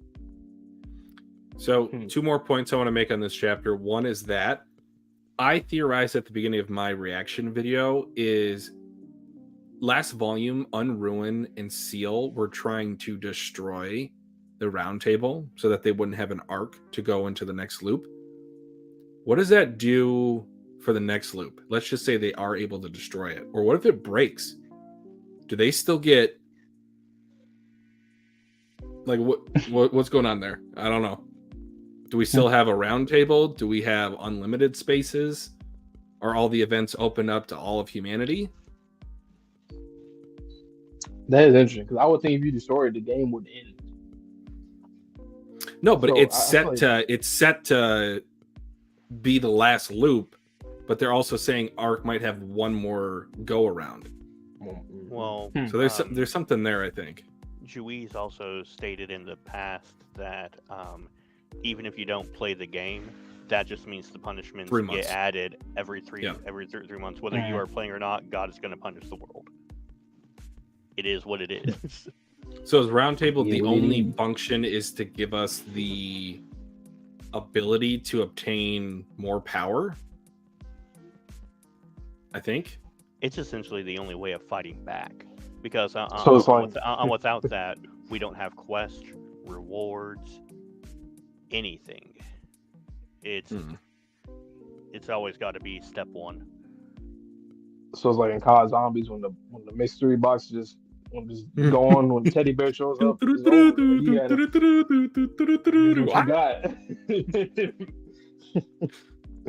gotta use what you got. And then my second point for this chapter is Juiz used the word fate multiple times. Do we think there is an Uma fate in this world that is pushing Fuko forward specifically? If there is, I feel like that's another tier of Umas where it's like Luna? Yeah. But I would say even more higher. Like you're not even bound by God at that point. Because if you're fate, unless unless God just made it like that's just like a wild card, you're just like I guess do what you do. But fate doesn't have like I don't think fate will be ruled by God. Because this like the whole conversation is like, is God real? Is fate real? Like what's I feel like fate wouldn't be binded by God. What's kind of interesting about that question is God, since he is intervening, he is kind of playing the role of free will because he is making a decision to interact with this world, whereas fate is trying to push it forward in a certain way of maybe how it's supposed to be. So this might be like a cosmic clash between the two. This might be the other God that might be, giving them the powers, giving them the artifacts, giving them just a chance to go up against God. What if God is stuck in the loop? What if he's glitching right now? he needs to get killed. He's just in the glitch. He's in the infinite Tsukiyomi somehow. I don't know what happened. He was trying to create something crazy and he fucked up. Now he's a glitch. He's glitching. Boy, lagging. It's like a glitch when you get stuck into like, I don't know, like a wall or some shit in the game. Like, God, what are you doing? Like, Why are you running in place? You guys' help. Like the reason why I've been trying to get you guys to help me for so long, and you're finally here. What are we gonna do about this? What are we gonna do about this? All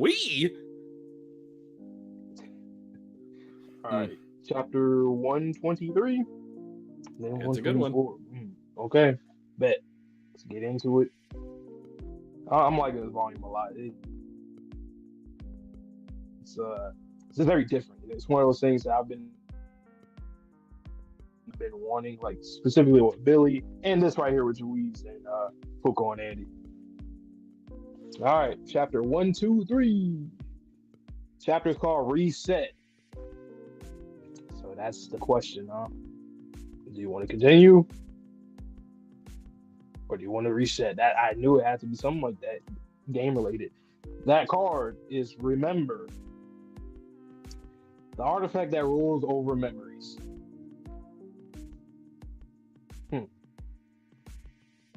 Isn't that interesting? I wonder if that's why he didn't get affected when he touched Apocalypse the first time. Never mind. Anyway, it has a binary function and obverse and a reverse. The obverse will restore memories and increase your allies. Oh, my phone. Stop it, phone. 20%. It's all right. I'm gonna finish. I'll be finished. The obverse will restore memories and increase your allies. The reverse will seal memories and leave you without allies, basically. And he's showing victory. Interesting. It's either a continue or a reset. And something's coming. Is that seal or maybe not seal? I don't know. So even with Unbreakable, this base won't hold. You can only choose one function per loop. Once you lock in your decision, the artifact is limited to that single function. Wow. And I chose the reset option for this loop and stuck it into Victor, thus creating you, Andy.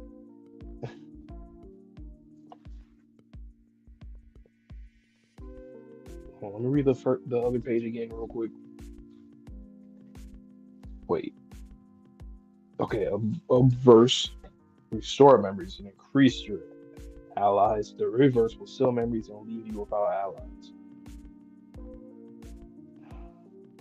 Which Victor? Ally Victor there.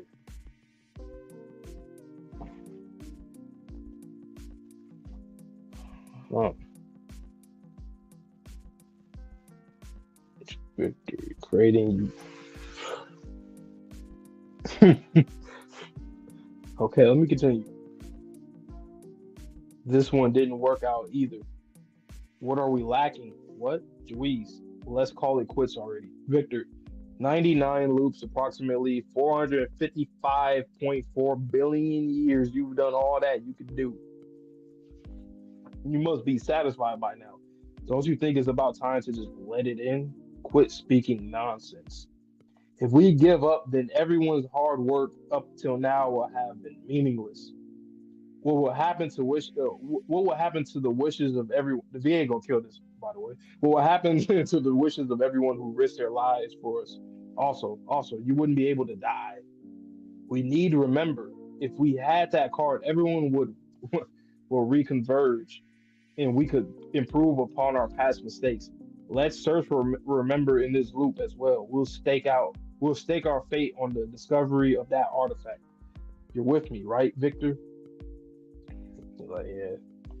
But I thought we were on the same page. Victor wanted to kill God so he could die, and I wanted to kill God to allow him to die. I never thought that our paths would diverge. It's like a book. I like that. However, they did. I wanted to continue while Victor wanted to reset. Wow. that dilemma. The day we went to collect Remember was when we both, and we're going back to that. I'm feeling we're probably gonna go to that. Was it the church or a chapel? Going back to that, what we seen.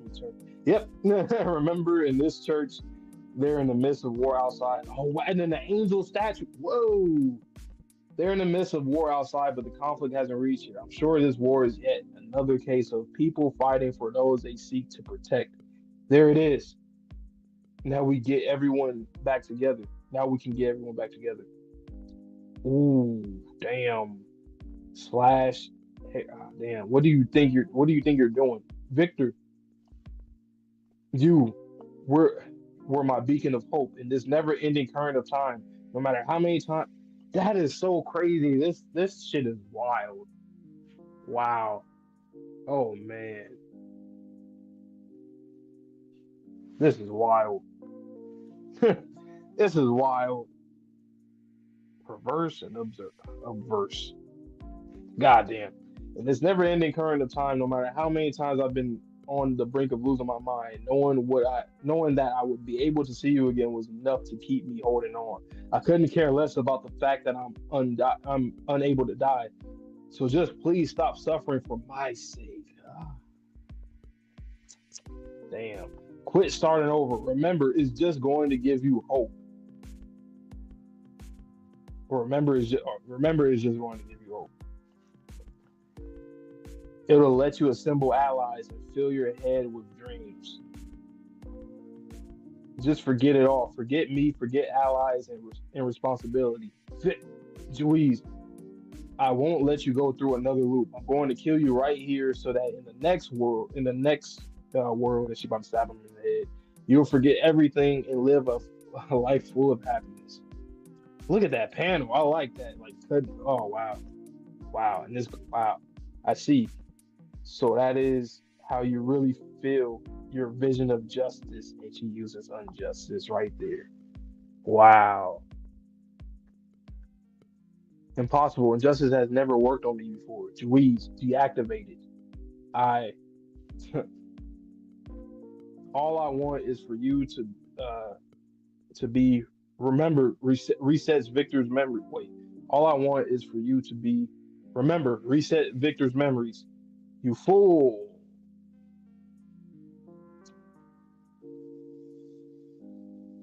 Damn. Oh, look at that panel. Damn. Please just rest for a while. I'm sure that I'll find the one somewhere out there in this world, a new beacon of hope.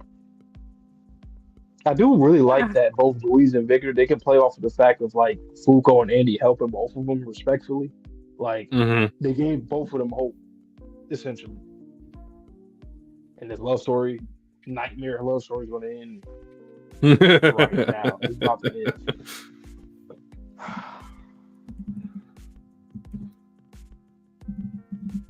That's wild.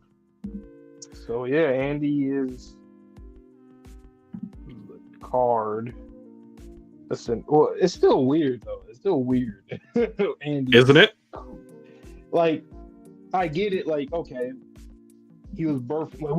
Even before when we seen this, like, we were like, okay, that's probably the moment where he was born. But like,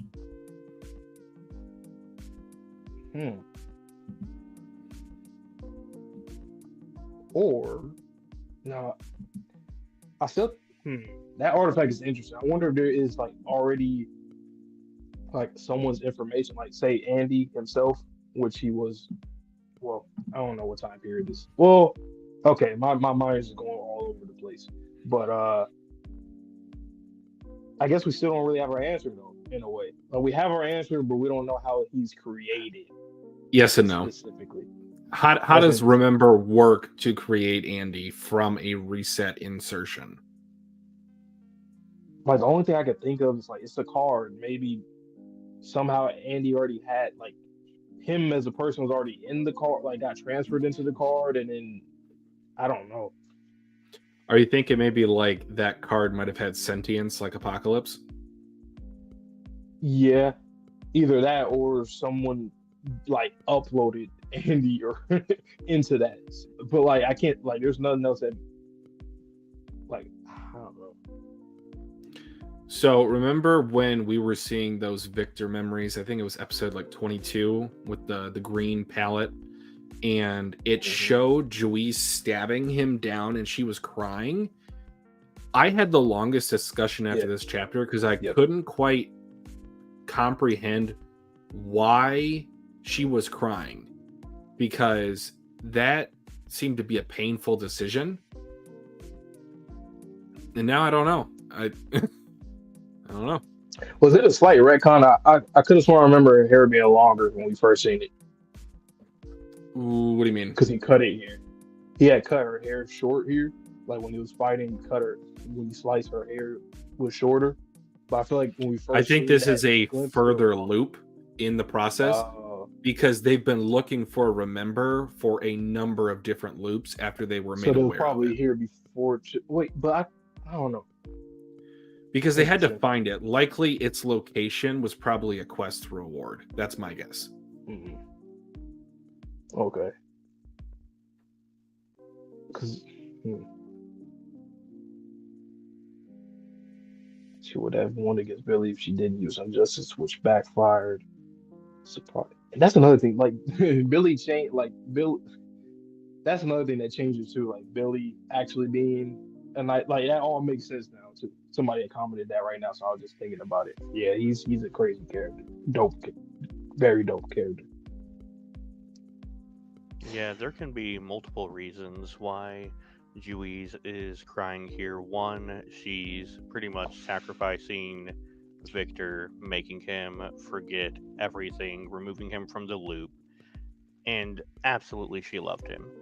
And then not only is she sacrificing that, by choosing to sacrifice him, she's losing any hope she had for this loop, because she was going to use Remember to get allies and help her out. So she was essentially saying this loop is already lost. I'll try again when I get it next time is my interpretation of it. So she's trying for two different things, in my opinion. 455 billion years. Okay, like jokes aside, the math does not check out. Like there's a discrepancy of like 10 billion years. So that's why I had the theory about the time sphere. Because if you even do like 101 times, I think it was 4.4, it's like 10 billion years less.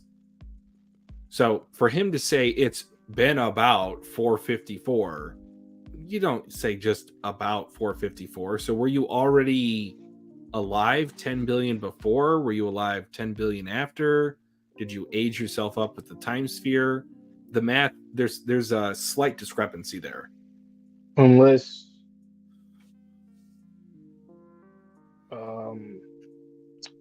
nah, I don't think it'll take that long. I was trying to think of like if it took long for them to like find the round table, like find the arc again or something, but I don't think it'll take hell long to find that. Yes, the world is big, but probably not, because you have the 3-month timer ticking in the background, so it's not like you could just you can't do that. And he was born with the scar.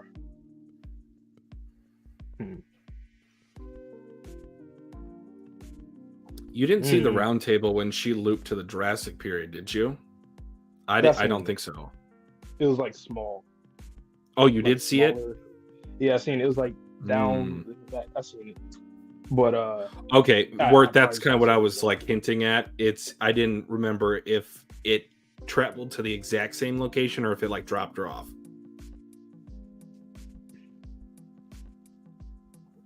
She spawns with every loop. Yeah, okay. Yeah. It's like a spaceship. It's like or any kind of vehicle or shit. Right. No, the reason why I was saying that because I was trying to think of like the years adding up, but like once again, the 3 months thing, and plus realistically, it's not going to take you that long if you were to have to find it again. But anyway, 124. End of the volume. Let's see what this guy going on, man.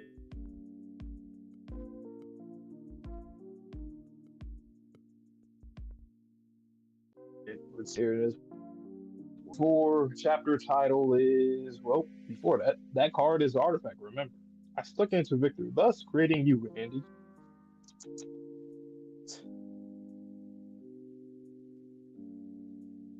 Wait, let's pause.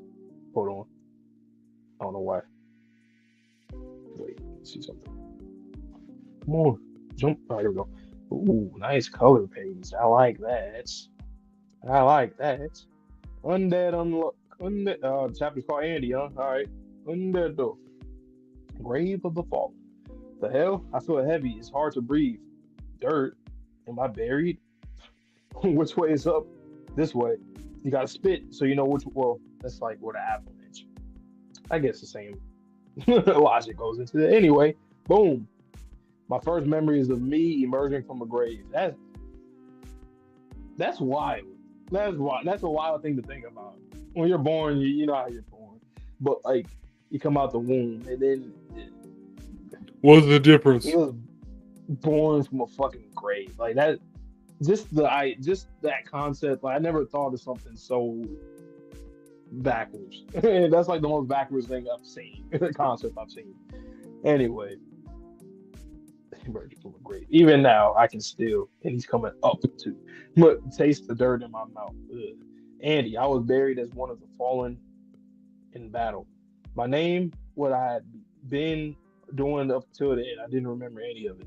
Of course I did. After all, I didn't have anything to my name.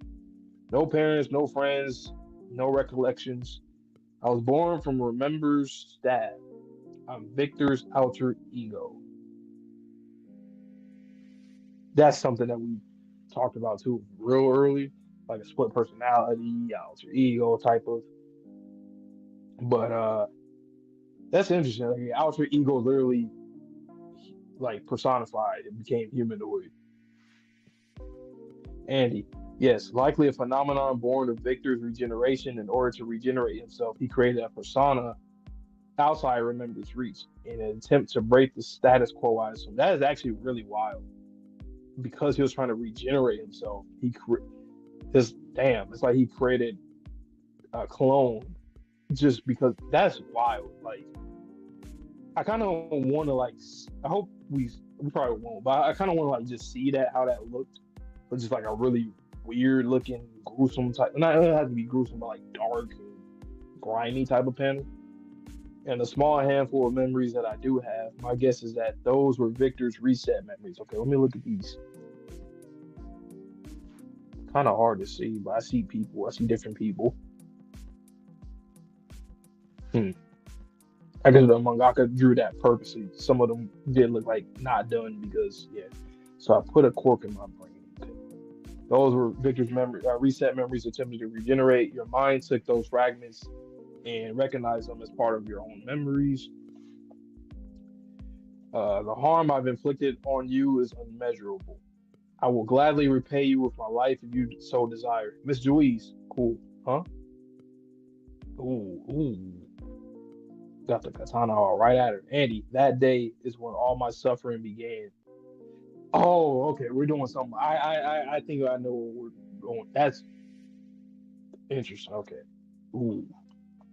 Without an idea of who I even was, and relying solely on the fact that I had fallen in battle, I took to the battlefield to find myself. But no matter where I went, I could never find any info. The only thing I found out was that my body knew how to fight, and that I was undead. He means back then.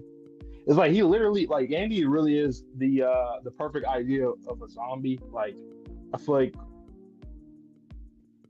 like this is the first time I've seen like a quote unquote clean slate zombie, like somebody that was birthed being a zombie. Like that's kind of wild. You were already birthed as a zombie. I don't think I've seen that. All I ever felt was guilt and loneliness. Boy, I had glasses on in this panel. Knowing my pals thought we were all risking our lives out there together weighed on my conscience. Watching those same people grow old was painful, and the thought of being alone with no sight and with no end in sight had scared me stiff. All I ever thought about was dying.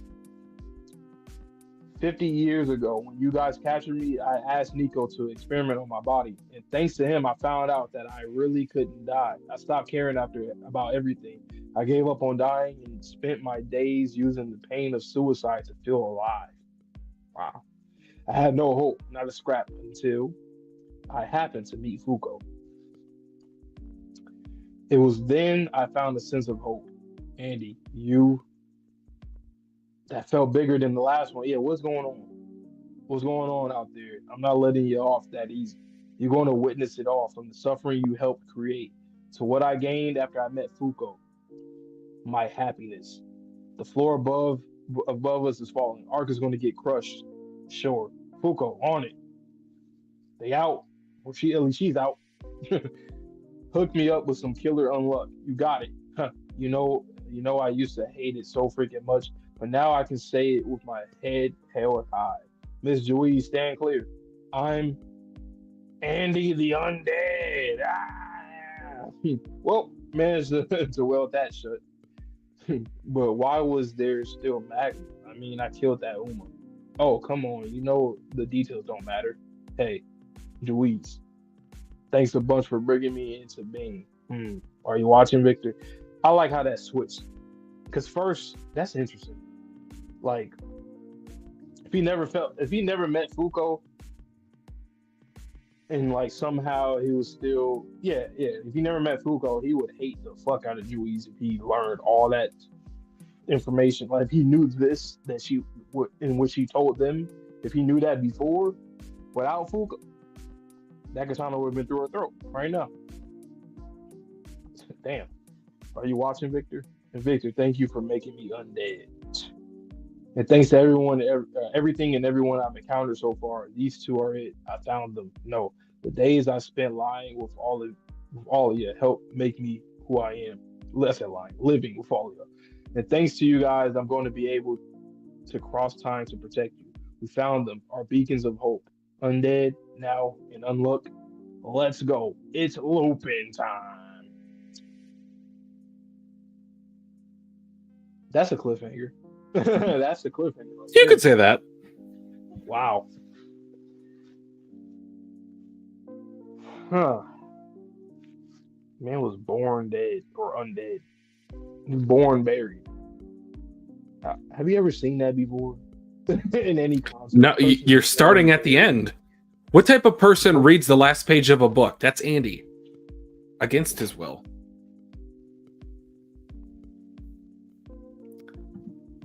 So a couple of things. I want you to re-look at the first couple panels of page 9.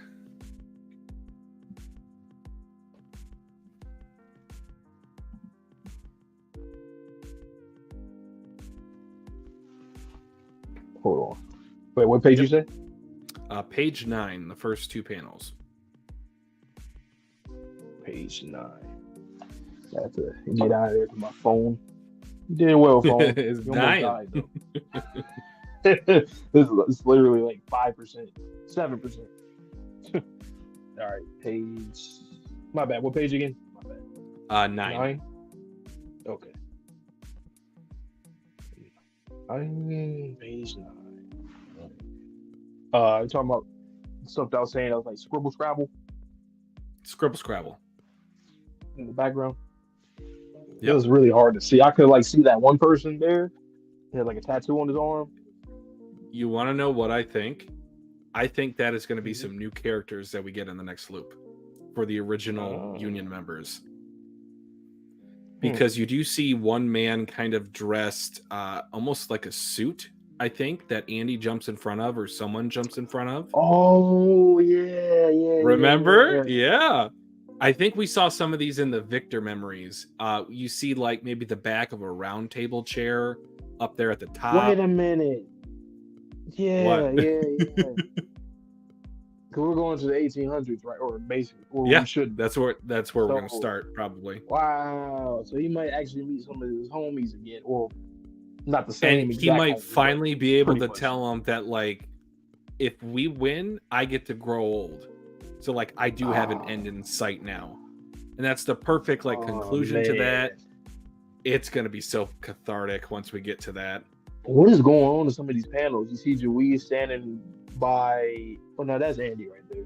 Wait, that's Andy right there. On the bottom I don't left. know. It looks like dead end on his arm.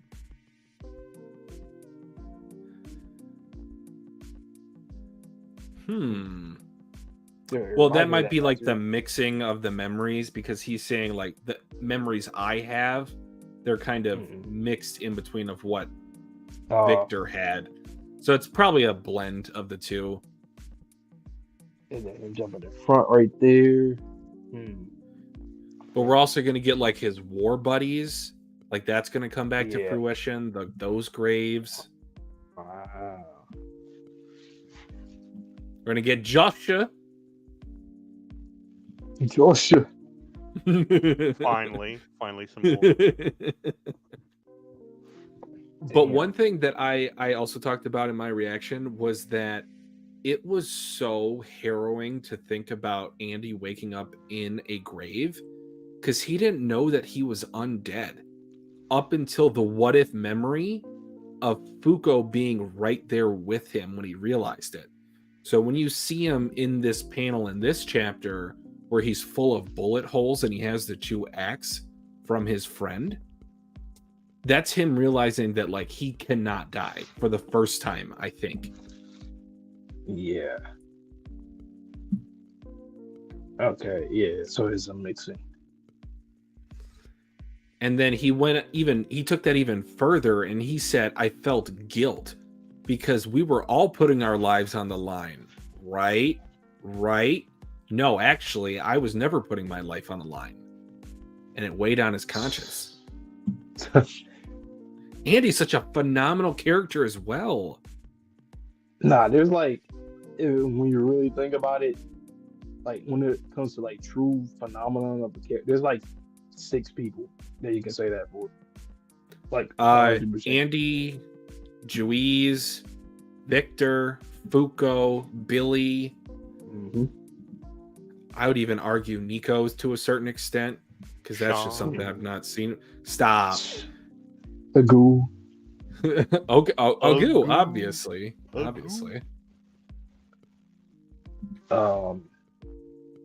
Yeah. What the hell?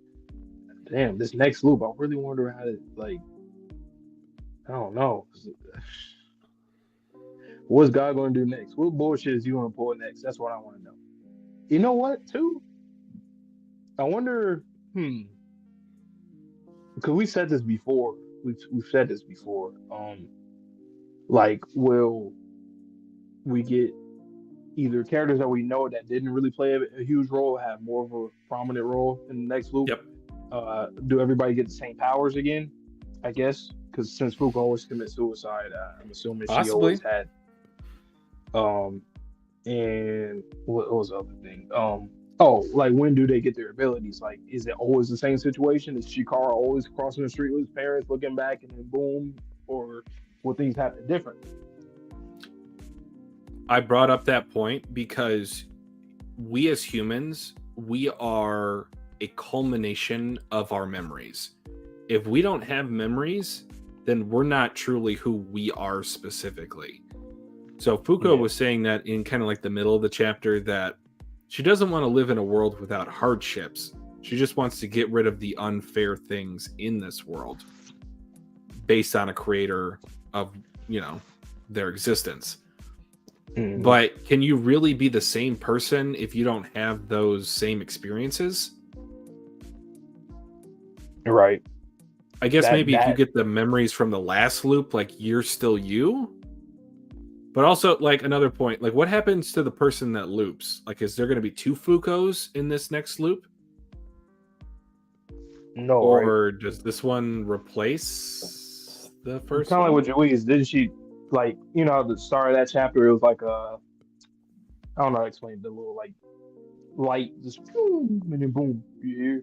So you yourself just go to the next loop. You pretty much teleport to the next loop. But I think that what Twitchy is getting at is, so do Fuko's parents in this loop just have another child that exists?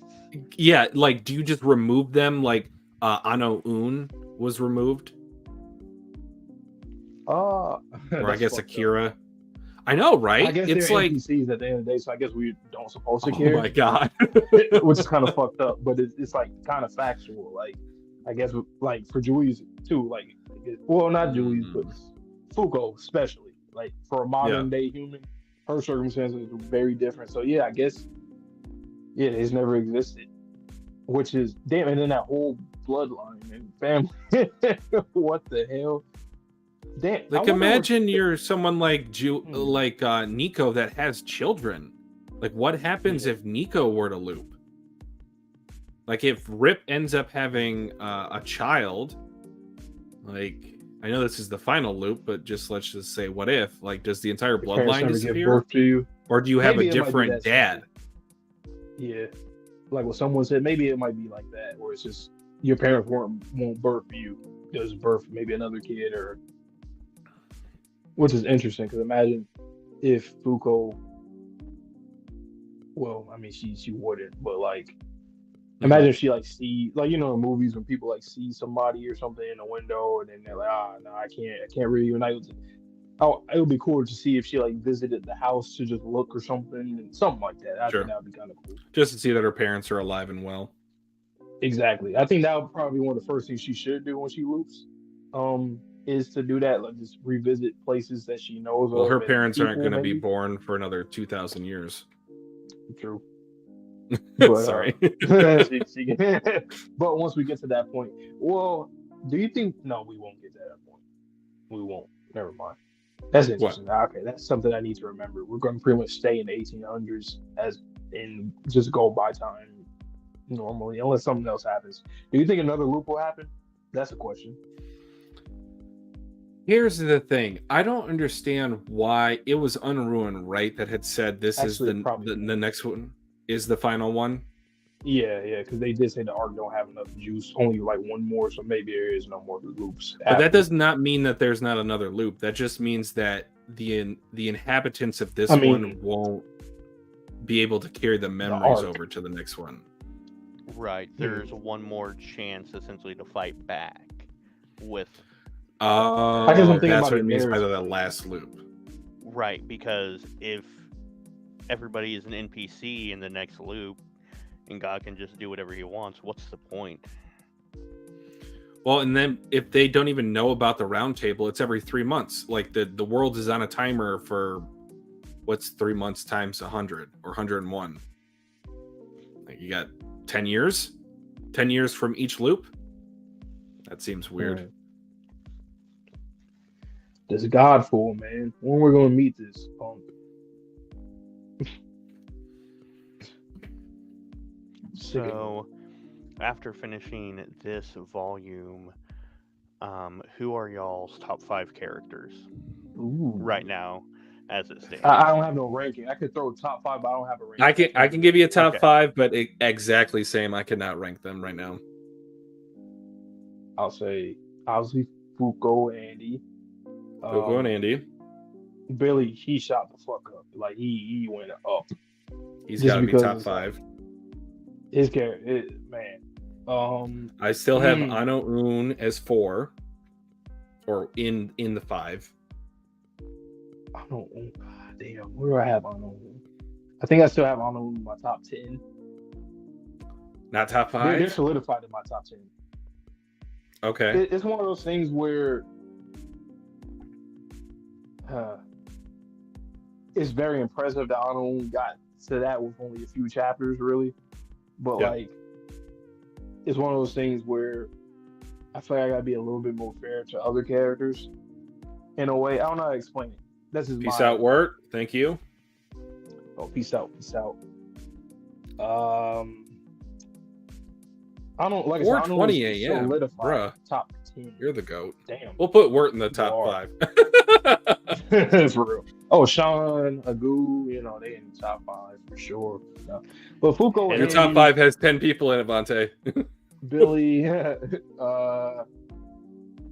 Nico, Shin, either of those? I think Shin's just on the outside for me. That's how I feel about him and Ano. I feel like Shen has the possibility next loop to definitely re-enter the top 5 It's just for right now, he's a little bit on the outside. Because technically, he lost. He's dead. Yeah. Someone has a killer list right here. I love Rip and Latla, man. Bunny, Sean, Apocalypse, Ruins. Ban him! Ban him! I'm just kidding. The fact that Apocalypse is like 3, like, bro, put him 5, man. Stop playing. I don't want that high. I know you're just playing, obviously, but yeah. Do I have Rip in my top 5? I really love Rip and Latla. If not 5, he's got to be top 10. They added something. He's for sure top 10, but I don't. Damn, man, I don't own is such an MVP. Like if they're outside my top 5, I would say they're like 6, 7. But I'm still just trying to think of who do I have in my top. Is Juice in my top 5? No, but I do love her. Like she's I love everything about her. She moves the story so much. I can say that she moves the story like she's a bridge in the story. And Victor, they both are like the same kind of tier. Ooh. Yeah, I guess it's my 5. Fuko and damn, but I love Nico though. I don't. You know why I don't. I already got that. I know. I get it. And I get his situation. It's just maybe it just feels. But you know how many times we've said he's like that MVP? Like I understand it's a top character list, but he has been so clutch in so many arcs, in so many situations. Oh, damn it. Am I going to include Uma Spring? I feel like I gotta. Spring was dope. Wow, I'm not. Yeah, nah. Is it in 10? Is Spring in 10? No, I don't think Spring is in 10 for me. Fuko, Andy. But they're like outside. Yeah, Spring is like. Spring is top Uma, but top compared to the negators that we have and we know, it's just we've seen so much more. You know, it's hard. It's hard to rank him for one arc when we've seen the growth in everything all these other characters have gone through. Yeah, but he's an Oni. I get it. You know, he gets points for his design, his story. Him as an Uma is like being the best one. Like one that I'll say is my favorite, but he's like 15, top 15. Ooh, Ishin. I liked her a lot more than a lot of the other negators. That might be a hot take. I feel like I like her more than Chikara. I like her more than Top. I don't. That's because you have your priorities straight. Well, made of culture, they say. Fucking Sean, but stop. I feel like there's a character I'm forgetting that I actually really like. For me, my 5th spot is between Rip and Nico. Oh, Latla. You love Latla, Vonte.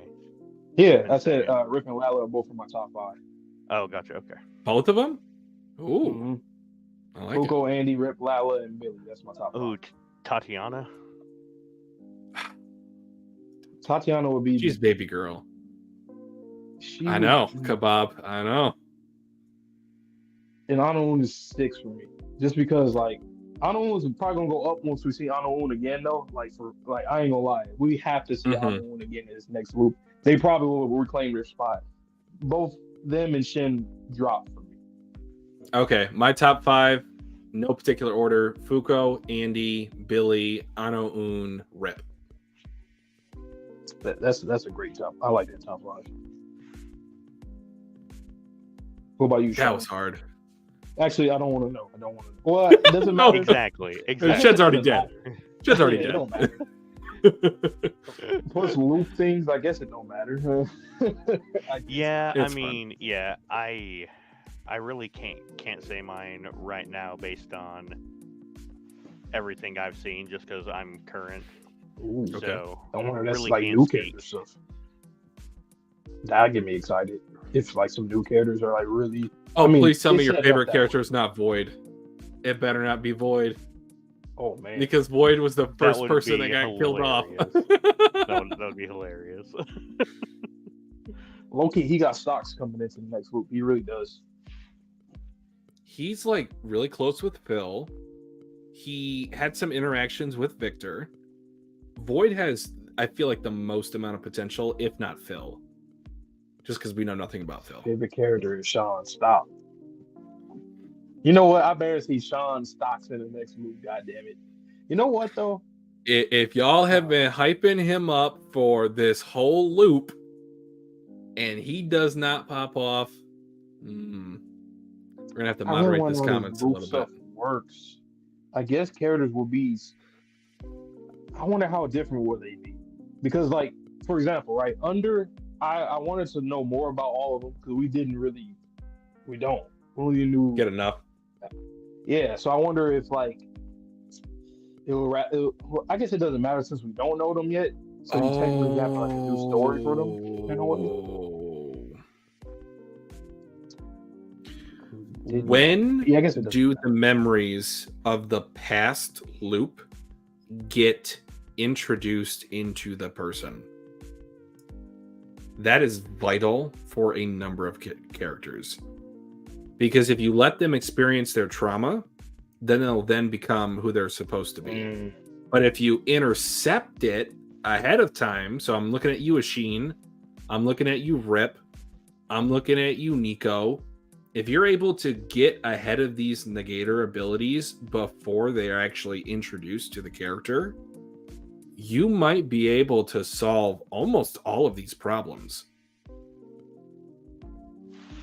But at that point, if you take away the trauma, will they get their abilities? Well, they still have the trauma from the last loop, and I don't know how the abilities work in terms of... I guess it'll come at the same time. Well, who knows? Maybe they'll get both of the trauma and... I mean, because it technically is the trauma and the ability, or the traumatic moment and the ability. Or the ability comes, then the trauma happens. So this time it will be simultaneous. Like you would have the memory of the trauma and also get the ability. Unless Fuko is on the scene like a time cop all the time and just like saving things just before they happen. You know what? She wouldn't know where everybody lives, like where they're from country wise. So maybe we can do something like that, like meet some of them ahead of time. Well, also, if the remember artifact works like that, then she would be able to know where to be at what time.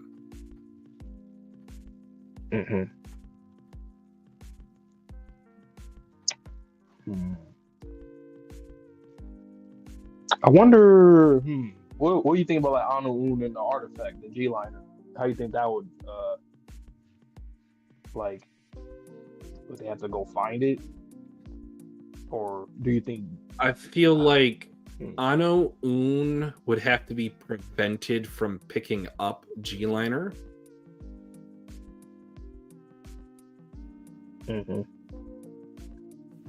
Or alternatively, maybe we could ask Uma information to put it into a different artifact. Because remember, that's how G-Liner got the memories of the future. Was that Uma information put it into there. So if we can befriend Uma information, we might be able to persuade them to put it into, let's just say, the remember card. Yeah, well, keep in mind, G-Liner was only existed because it was a reward that they got for completing a quest. We don't know if the quests are going to be the same, if the, like... Or even going to get quests. Right, like the quests could be randomized, they could appear in different orders. It's depending on how Fuko handles like the first couple of things, it could change the course of everything. It's really all because even recruiting members too. Because the thing is, Juiz had like the optimized route in her mind of okay, this is Fuko's first time. Well, there's just so many variables. I think that's why she told Billy, like, you would never be able to make it up to this point when she met him in the winter arc, because that's like a first trial run on, like, let's just say, like, Meat Boy. Like, you're not going to beat Meat Boy on the hardest level the first time that you try it. There's a reason why you keep going over and over and over and over and over again. And then there was one more thing I want to talk about with this chapter. Same. Oh, I know what it is. So if you don't know, I can bring it up. Yeah, I don't. So it was right after Andy got blasted by magma, and he was questioning, why is there still magma? I mean, I killed that Uma. Mm-hmm. So I'm thinking that the 101 rules might be like let's just call it the source code for this video game, that you cannot remove them. You might be able to remove the Uma that can accentuate these type of categories or these type of items or these type of phenomena, but you cannot completely remove them from the world. Yeah, that makes sense. So like gravity and magma were the two that they talked about in terms of them still being alive after having their cores destroyed. Yeah. The one thing I was thinking about though, so like artifacts, okay, for example, the artifact, the shield, the Aegis, they said that can survive God's Ragnarok, right? Basically. Yes, I can. So how? So say Ragnarok is happening now, the world gets destroyed, but that survives. How does it end up in the next one? Is there like another artifact? Is there another one that's just created, or? No, what I think I theorized previously was that it still exists in, let's just call it that, like, meteor storm that is post crushing by God, and it just gets put somewhere on or in the planet. Because they said this one was under the sea for like tens of thousands of years.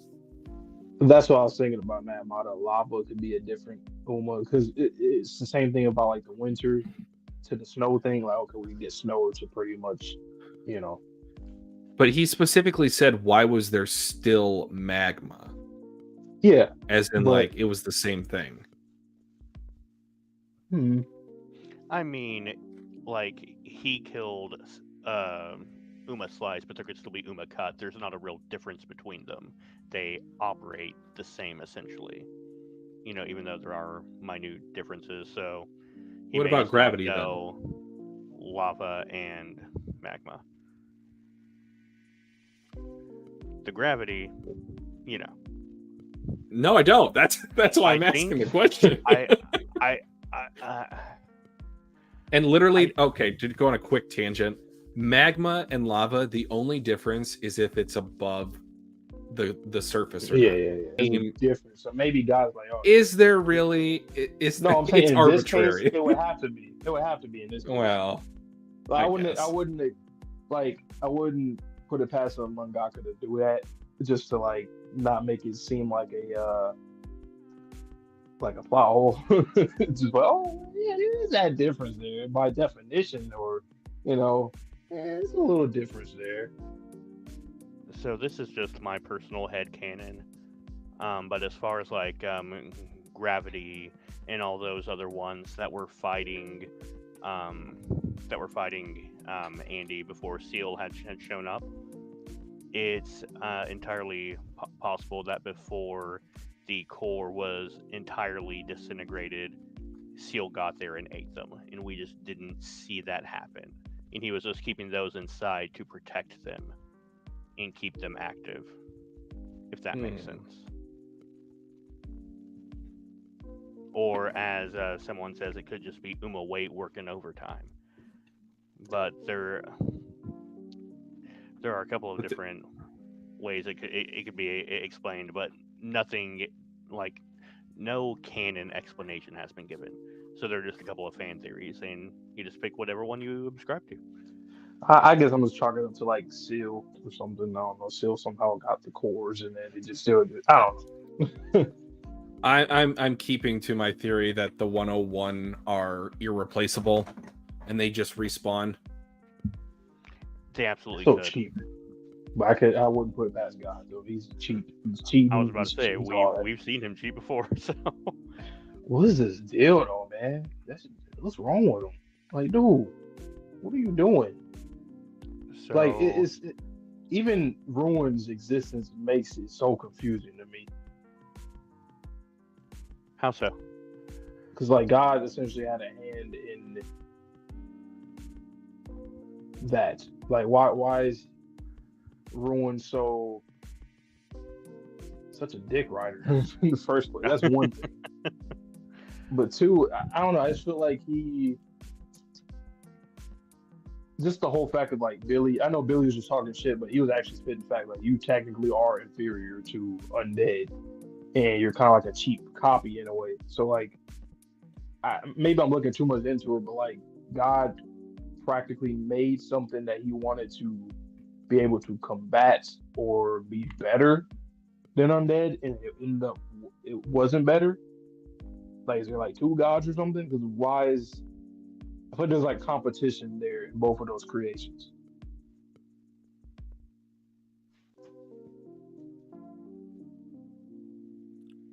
Interesting. Peace Do out, y'all Eduardo, thanks for joining. What predictions do y'all have for the next volume?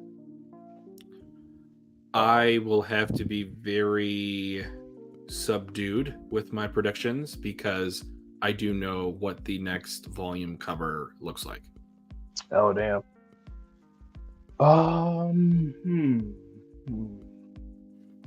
I want to say, well, aside from like Loop, I don't like what else would we?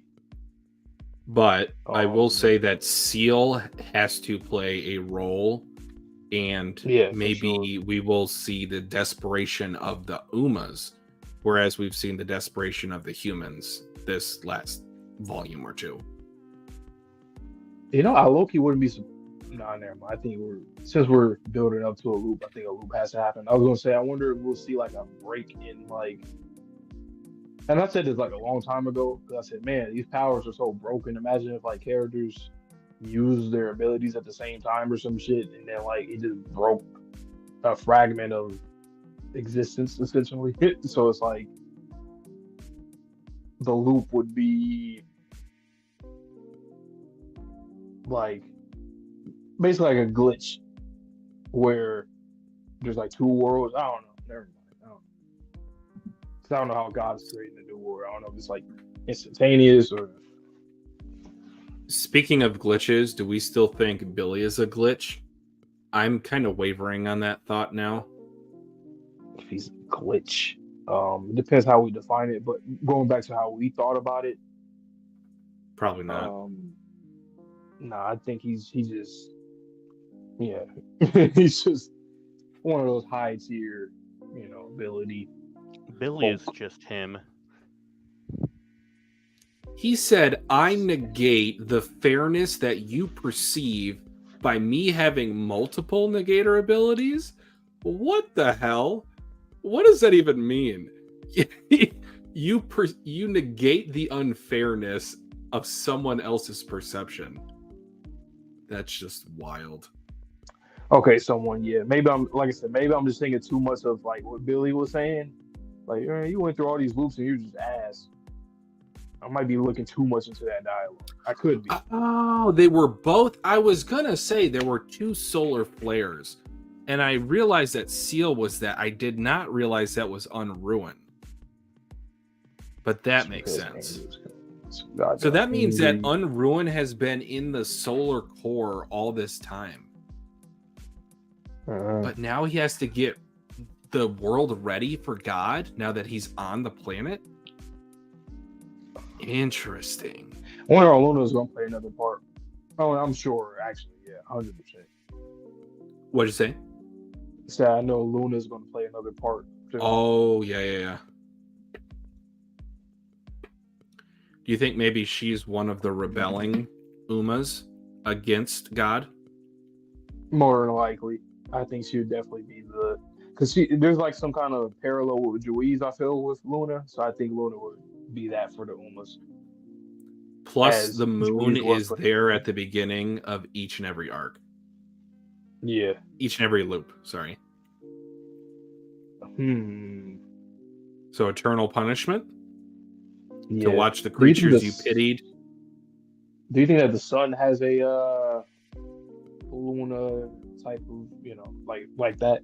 Like the sun has a. It might just be like being. the internal roundtable for the 101, because if what someone said was true, that Whoa. Unruin and Seal both came to the planet, I never really put the pieces together that Unruin was the second entity. I always had that question in my mind. What? Wait a minute. Okay. For one, the design of the sun, like just the marking and whatnot, I could definitely see a table, like a round table type of thing of that kind of emblem on the table. And also, just going to like biblical things, like with angels, and I think technically whatever is in the sun, like there's other beings there that God essentially, that's his angels, even though they're like more like demons in this world. Yeah. So we're definitely going to see a whole faction work. Because, like, at this point, he can't just say, fucking regulator / Uma, Seal, and Ruin. Like, obviously, they didn't get the job done. So I need a faction. I need either they already have always existed or he's going to create more. I could definitely see that. Surely he has a deeper bag than Unruined. Well, that's why he sent him out first. He's just like, and I play my level 1 Pikachu. Yep. A little career. And it's typical attack villain mode. shit, Get the lackey out there first. Oh yeah, he can do it. No, he can't. He can't.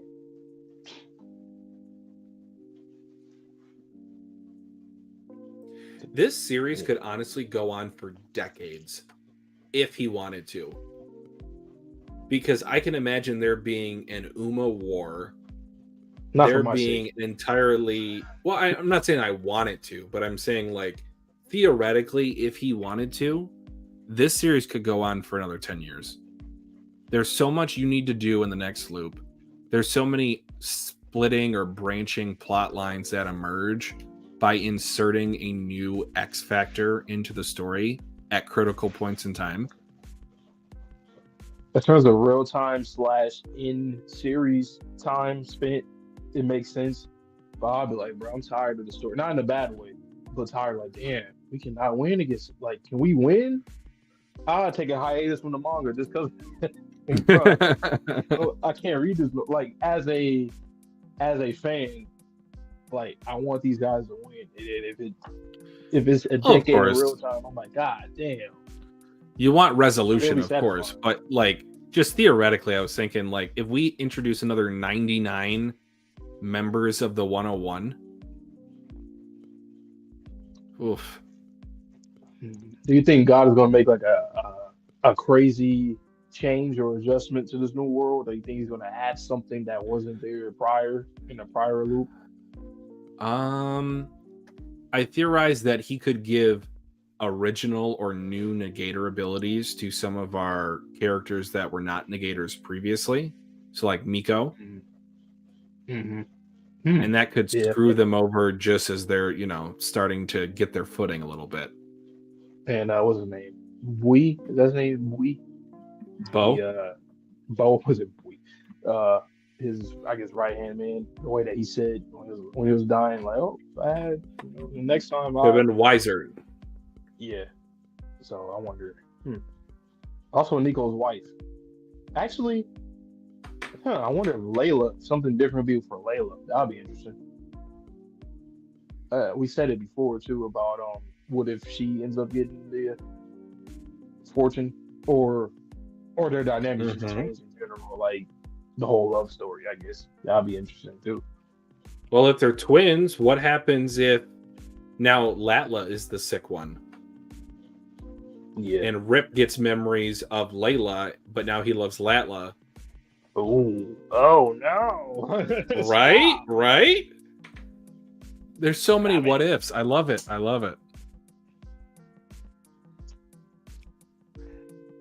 Great This series. next Great loop volume. is their oyster.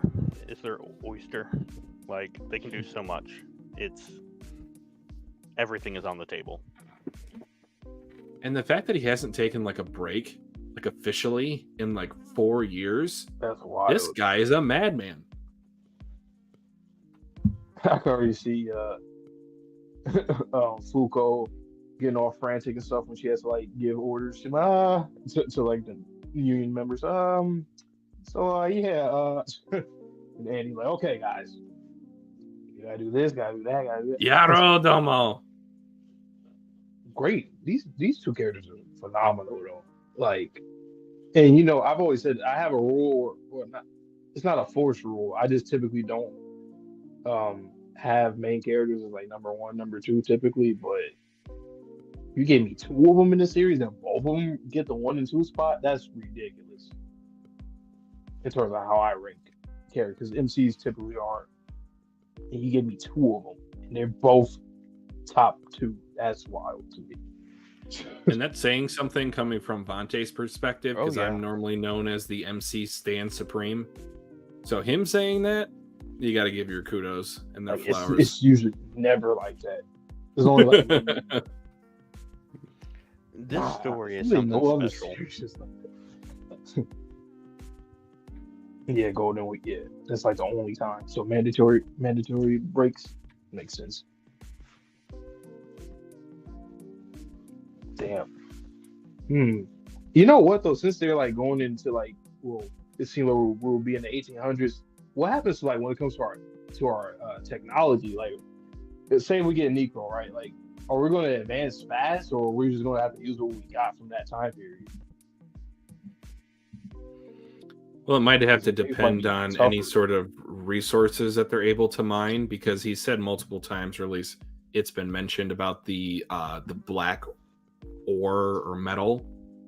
So maybe that isn't even discovered until, let's just say, the 1900s. Right. It's funny, even by then, dinosaurs, we didn't even know dinosaurs existed around that time, Dynamite. which is wild. Dinosaurs. Oh, yeah, never mind. But, so, okay, good point, someone. That's the point I'm still like, Nikola So- Tesla was what, 1920s? 19 yeah, early No. 1900s. Yeah. So are we just going to go through the 1800s and then, like, because we're going to see our, quote unquote, we're going to see our characters again, like union members and under and all these people. Oh. So do we go Wait through a 200 years? second. Or Wait like, how a does that work? second, Vonte. Juiz is not the one looping anymore. What if Union's already set up and rolling? And we have to work our way up the chain again. Because you don't have the points. You don't have the experience. Hey, what's up, cookies? Welcome, But good sir. if 4.4 would years Union tops. even be able to exist even before the round table arrives with Fuko, since it arrives with? I mean, technically, didn't it exist before the first... how do I put this?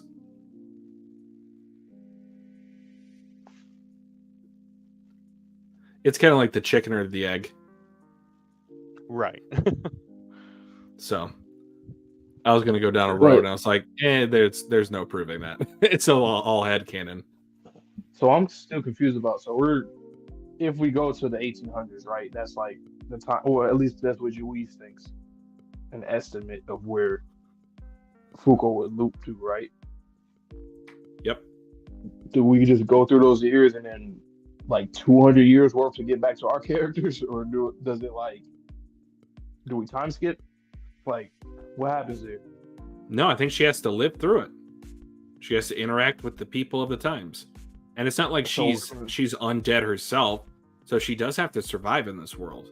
No, yeah, for sure. Yeah. It's like Joey's same situation. But I'm saying that, like, in terms of us as the reader, how long are we sticking to that time period? It before we depends go if they back want to to the do an modern? arc in the Wild West. So like Josh, Sanders. We got Fang, which is about 200 years old. So he's about to start, doing his thing. And then the original Ishin, that was about 200 years ago, I think. So we got multiple different things around this time period. It's wonder how long we'll spend there. I would give it anywhere between like 5 to 25 chapters, depending on the storyline.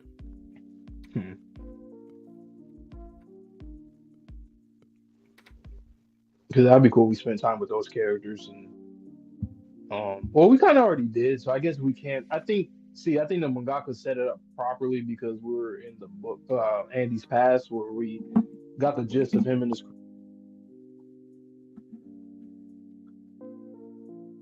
Yeah, but do we want to get away from that immediately when that is an untapped resource that obviously people will care about because they cared about those seemingly random characters get killed off initially?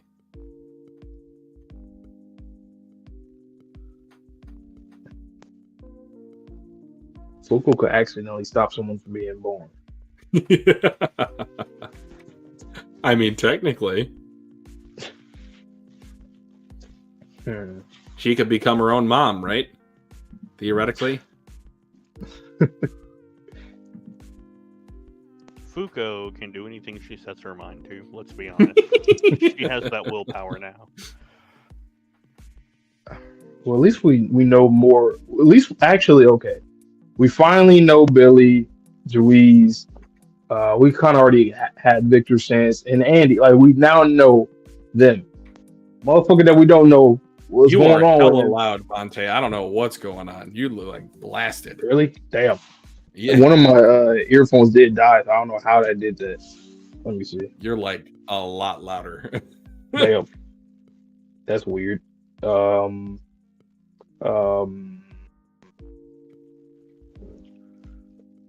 should I talk like this? Like this? Yeah, that's better. Okay. We'll wrap up pretty soon, but yeah, I'll talk like sounds stupid in my but well, we do still have 9 viewers watching, so thank you guys. You have been very interactive in the chat. Is there anything else you would like us to talk about before we get out of here tonight? Sherm, anything we missed? Yeah, one small thing. So when Juiz was taking off her mask, Andy was drawing his sword. Yep. So why do you think that was? Victor. Ooh. Okay. I like that. I was thinking, like, why doesn't he trust her at this point? But also, you don't know what Seal or Unruin is up to, or even if there's more of the potential negators, or adversaries at this point. For sure. It just seeing that, and when you had pointed it out in your reaction, it made me laugh because I remember all throughout season 1 of the anime and a little bit into the read-throughs y'all were doing, y'all were like, I don't trust her. There's something up with her. I don't trust her. So y'all like could never decide to fully trust her. And the fact that even Andy was like, "What are you doing?" Like it made me laugh. The price of admission is one arm. At least that's my opinion. If you give up an arm and you give up your points for someone, at that point, I'm gonna trust you. Like I have no reason not to. That's fair. That's a good turning point. So, let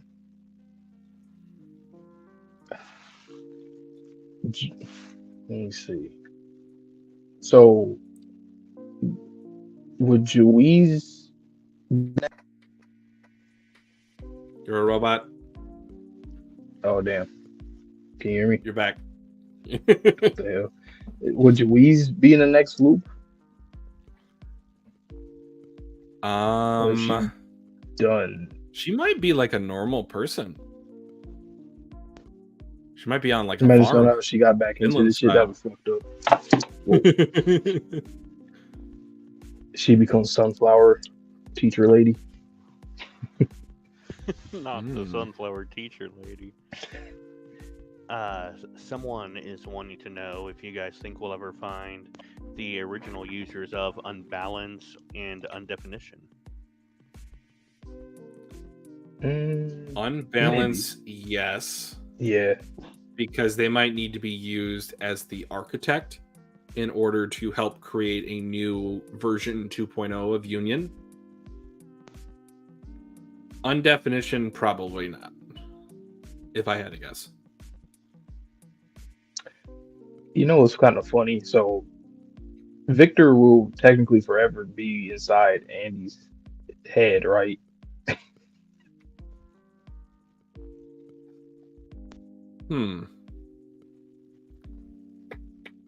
I think another point I brought up was that Andy now, at least in my opinion, has a soul that is entirely separate from what Victor's soul might have been. So I feel like, at least from a spiritual sense, he has already separated from Victor. It's now just finding out how to separate the bodies. Right.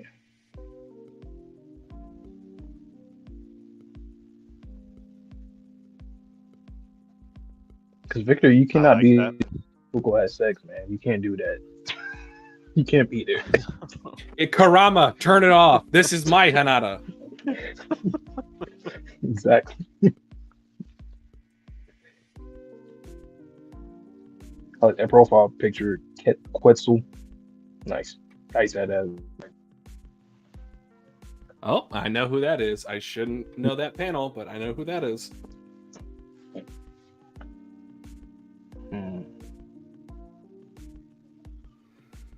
Damn, so that town, that's the same town. Oh, now we get back to Soul Calibur as well. Wait a minute, that is the same, because the church. Yeah. Damn. Is that where the what was it called in Bleach? The Oaken? Is that where the key is? Gachiakuta town? That town is just a special. Special town.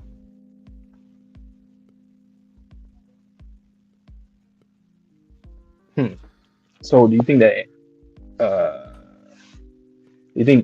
nah, never mind. I don't think Andy and Victor will die if they do die, I don't think they'll die at the same time. I guess Victor will go out first, so they have to split. That's gonna be a pretty nice send off. It's your body now.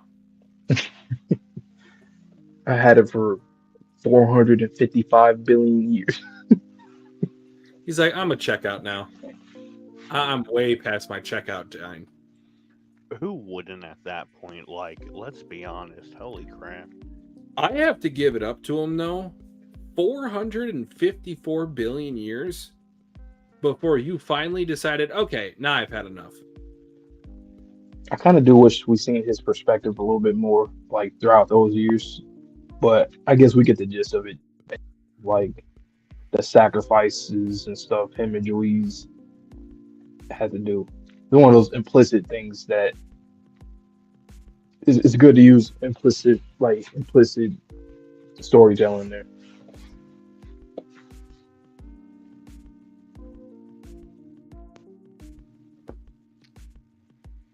All right, well, this has been a hell of a stream. So much fun. Yep. What do you rank this volume? I had top one. Top one. For me,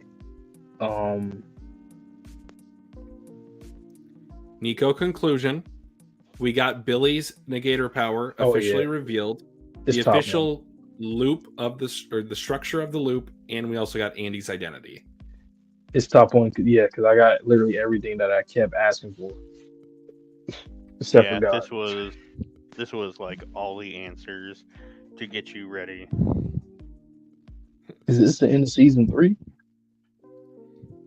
I think it will be the end of next volume, if I had to guess. Okay. But if they have the same production issues, then yes, this could be the end of season 3. Nah, season 2 and season 3 is wild.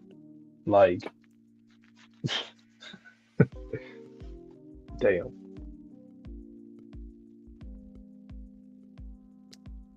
The streets aren't ready. And you and Townsy have said that things get crazier, and I'm like, God, really? Like, Bro, so we're just not prepared. Peak. Just peak. Always peak. Next volume's peak. Bam. I'm so envious of Vonte, even if you only read it a day before I do. I'm just, I want to read it now.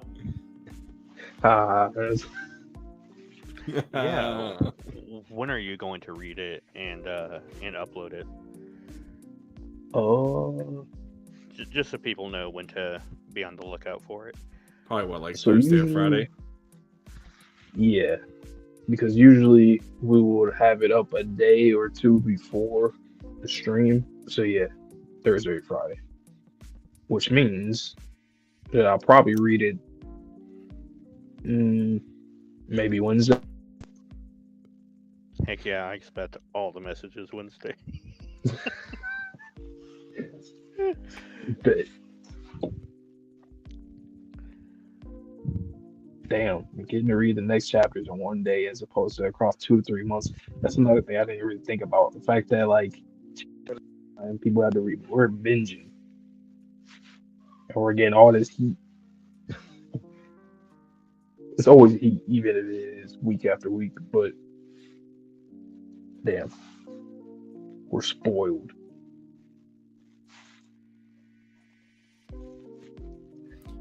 But all right, want to wrap up?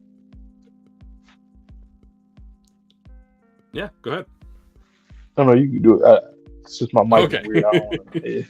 This Sure, one's sure. trying to talk. All right, everyone. Thank you so much for joining us on our longest live stream yet, I believe, for a volume read through of Undead Unluck. This time, volume 14, the peak volume for now, because we will be reading volume 15, both of us this week, Vonte in a video format, and then I for a live stream, likely on Saturday around 3:30, 4 o'clock EST. So if you haven't already, like the stream, make sure you subscribe to the channel for more Undead Unluck content. We got My Hero, we got Demon Slayer coming up, so lots of shonen to put in your veins. And again, thank you, Sherm, for joining us today. I know your time is valuable, and we appreciate it. Anytime, always happy to be here to talk about the peak. All right, so with that being said, guys, as Vonte likes to say, stay safe, stay healthy, stay clean. We'll see you in the next video or stream. Peace. Peace. Peace.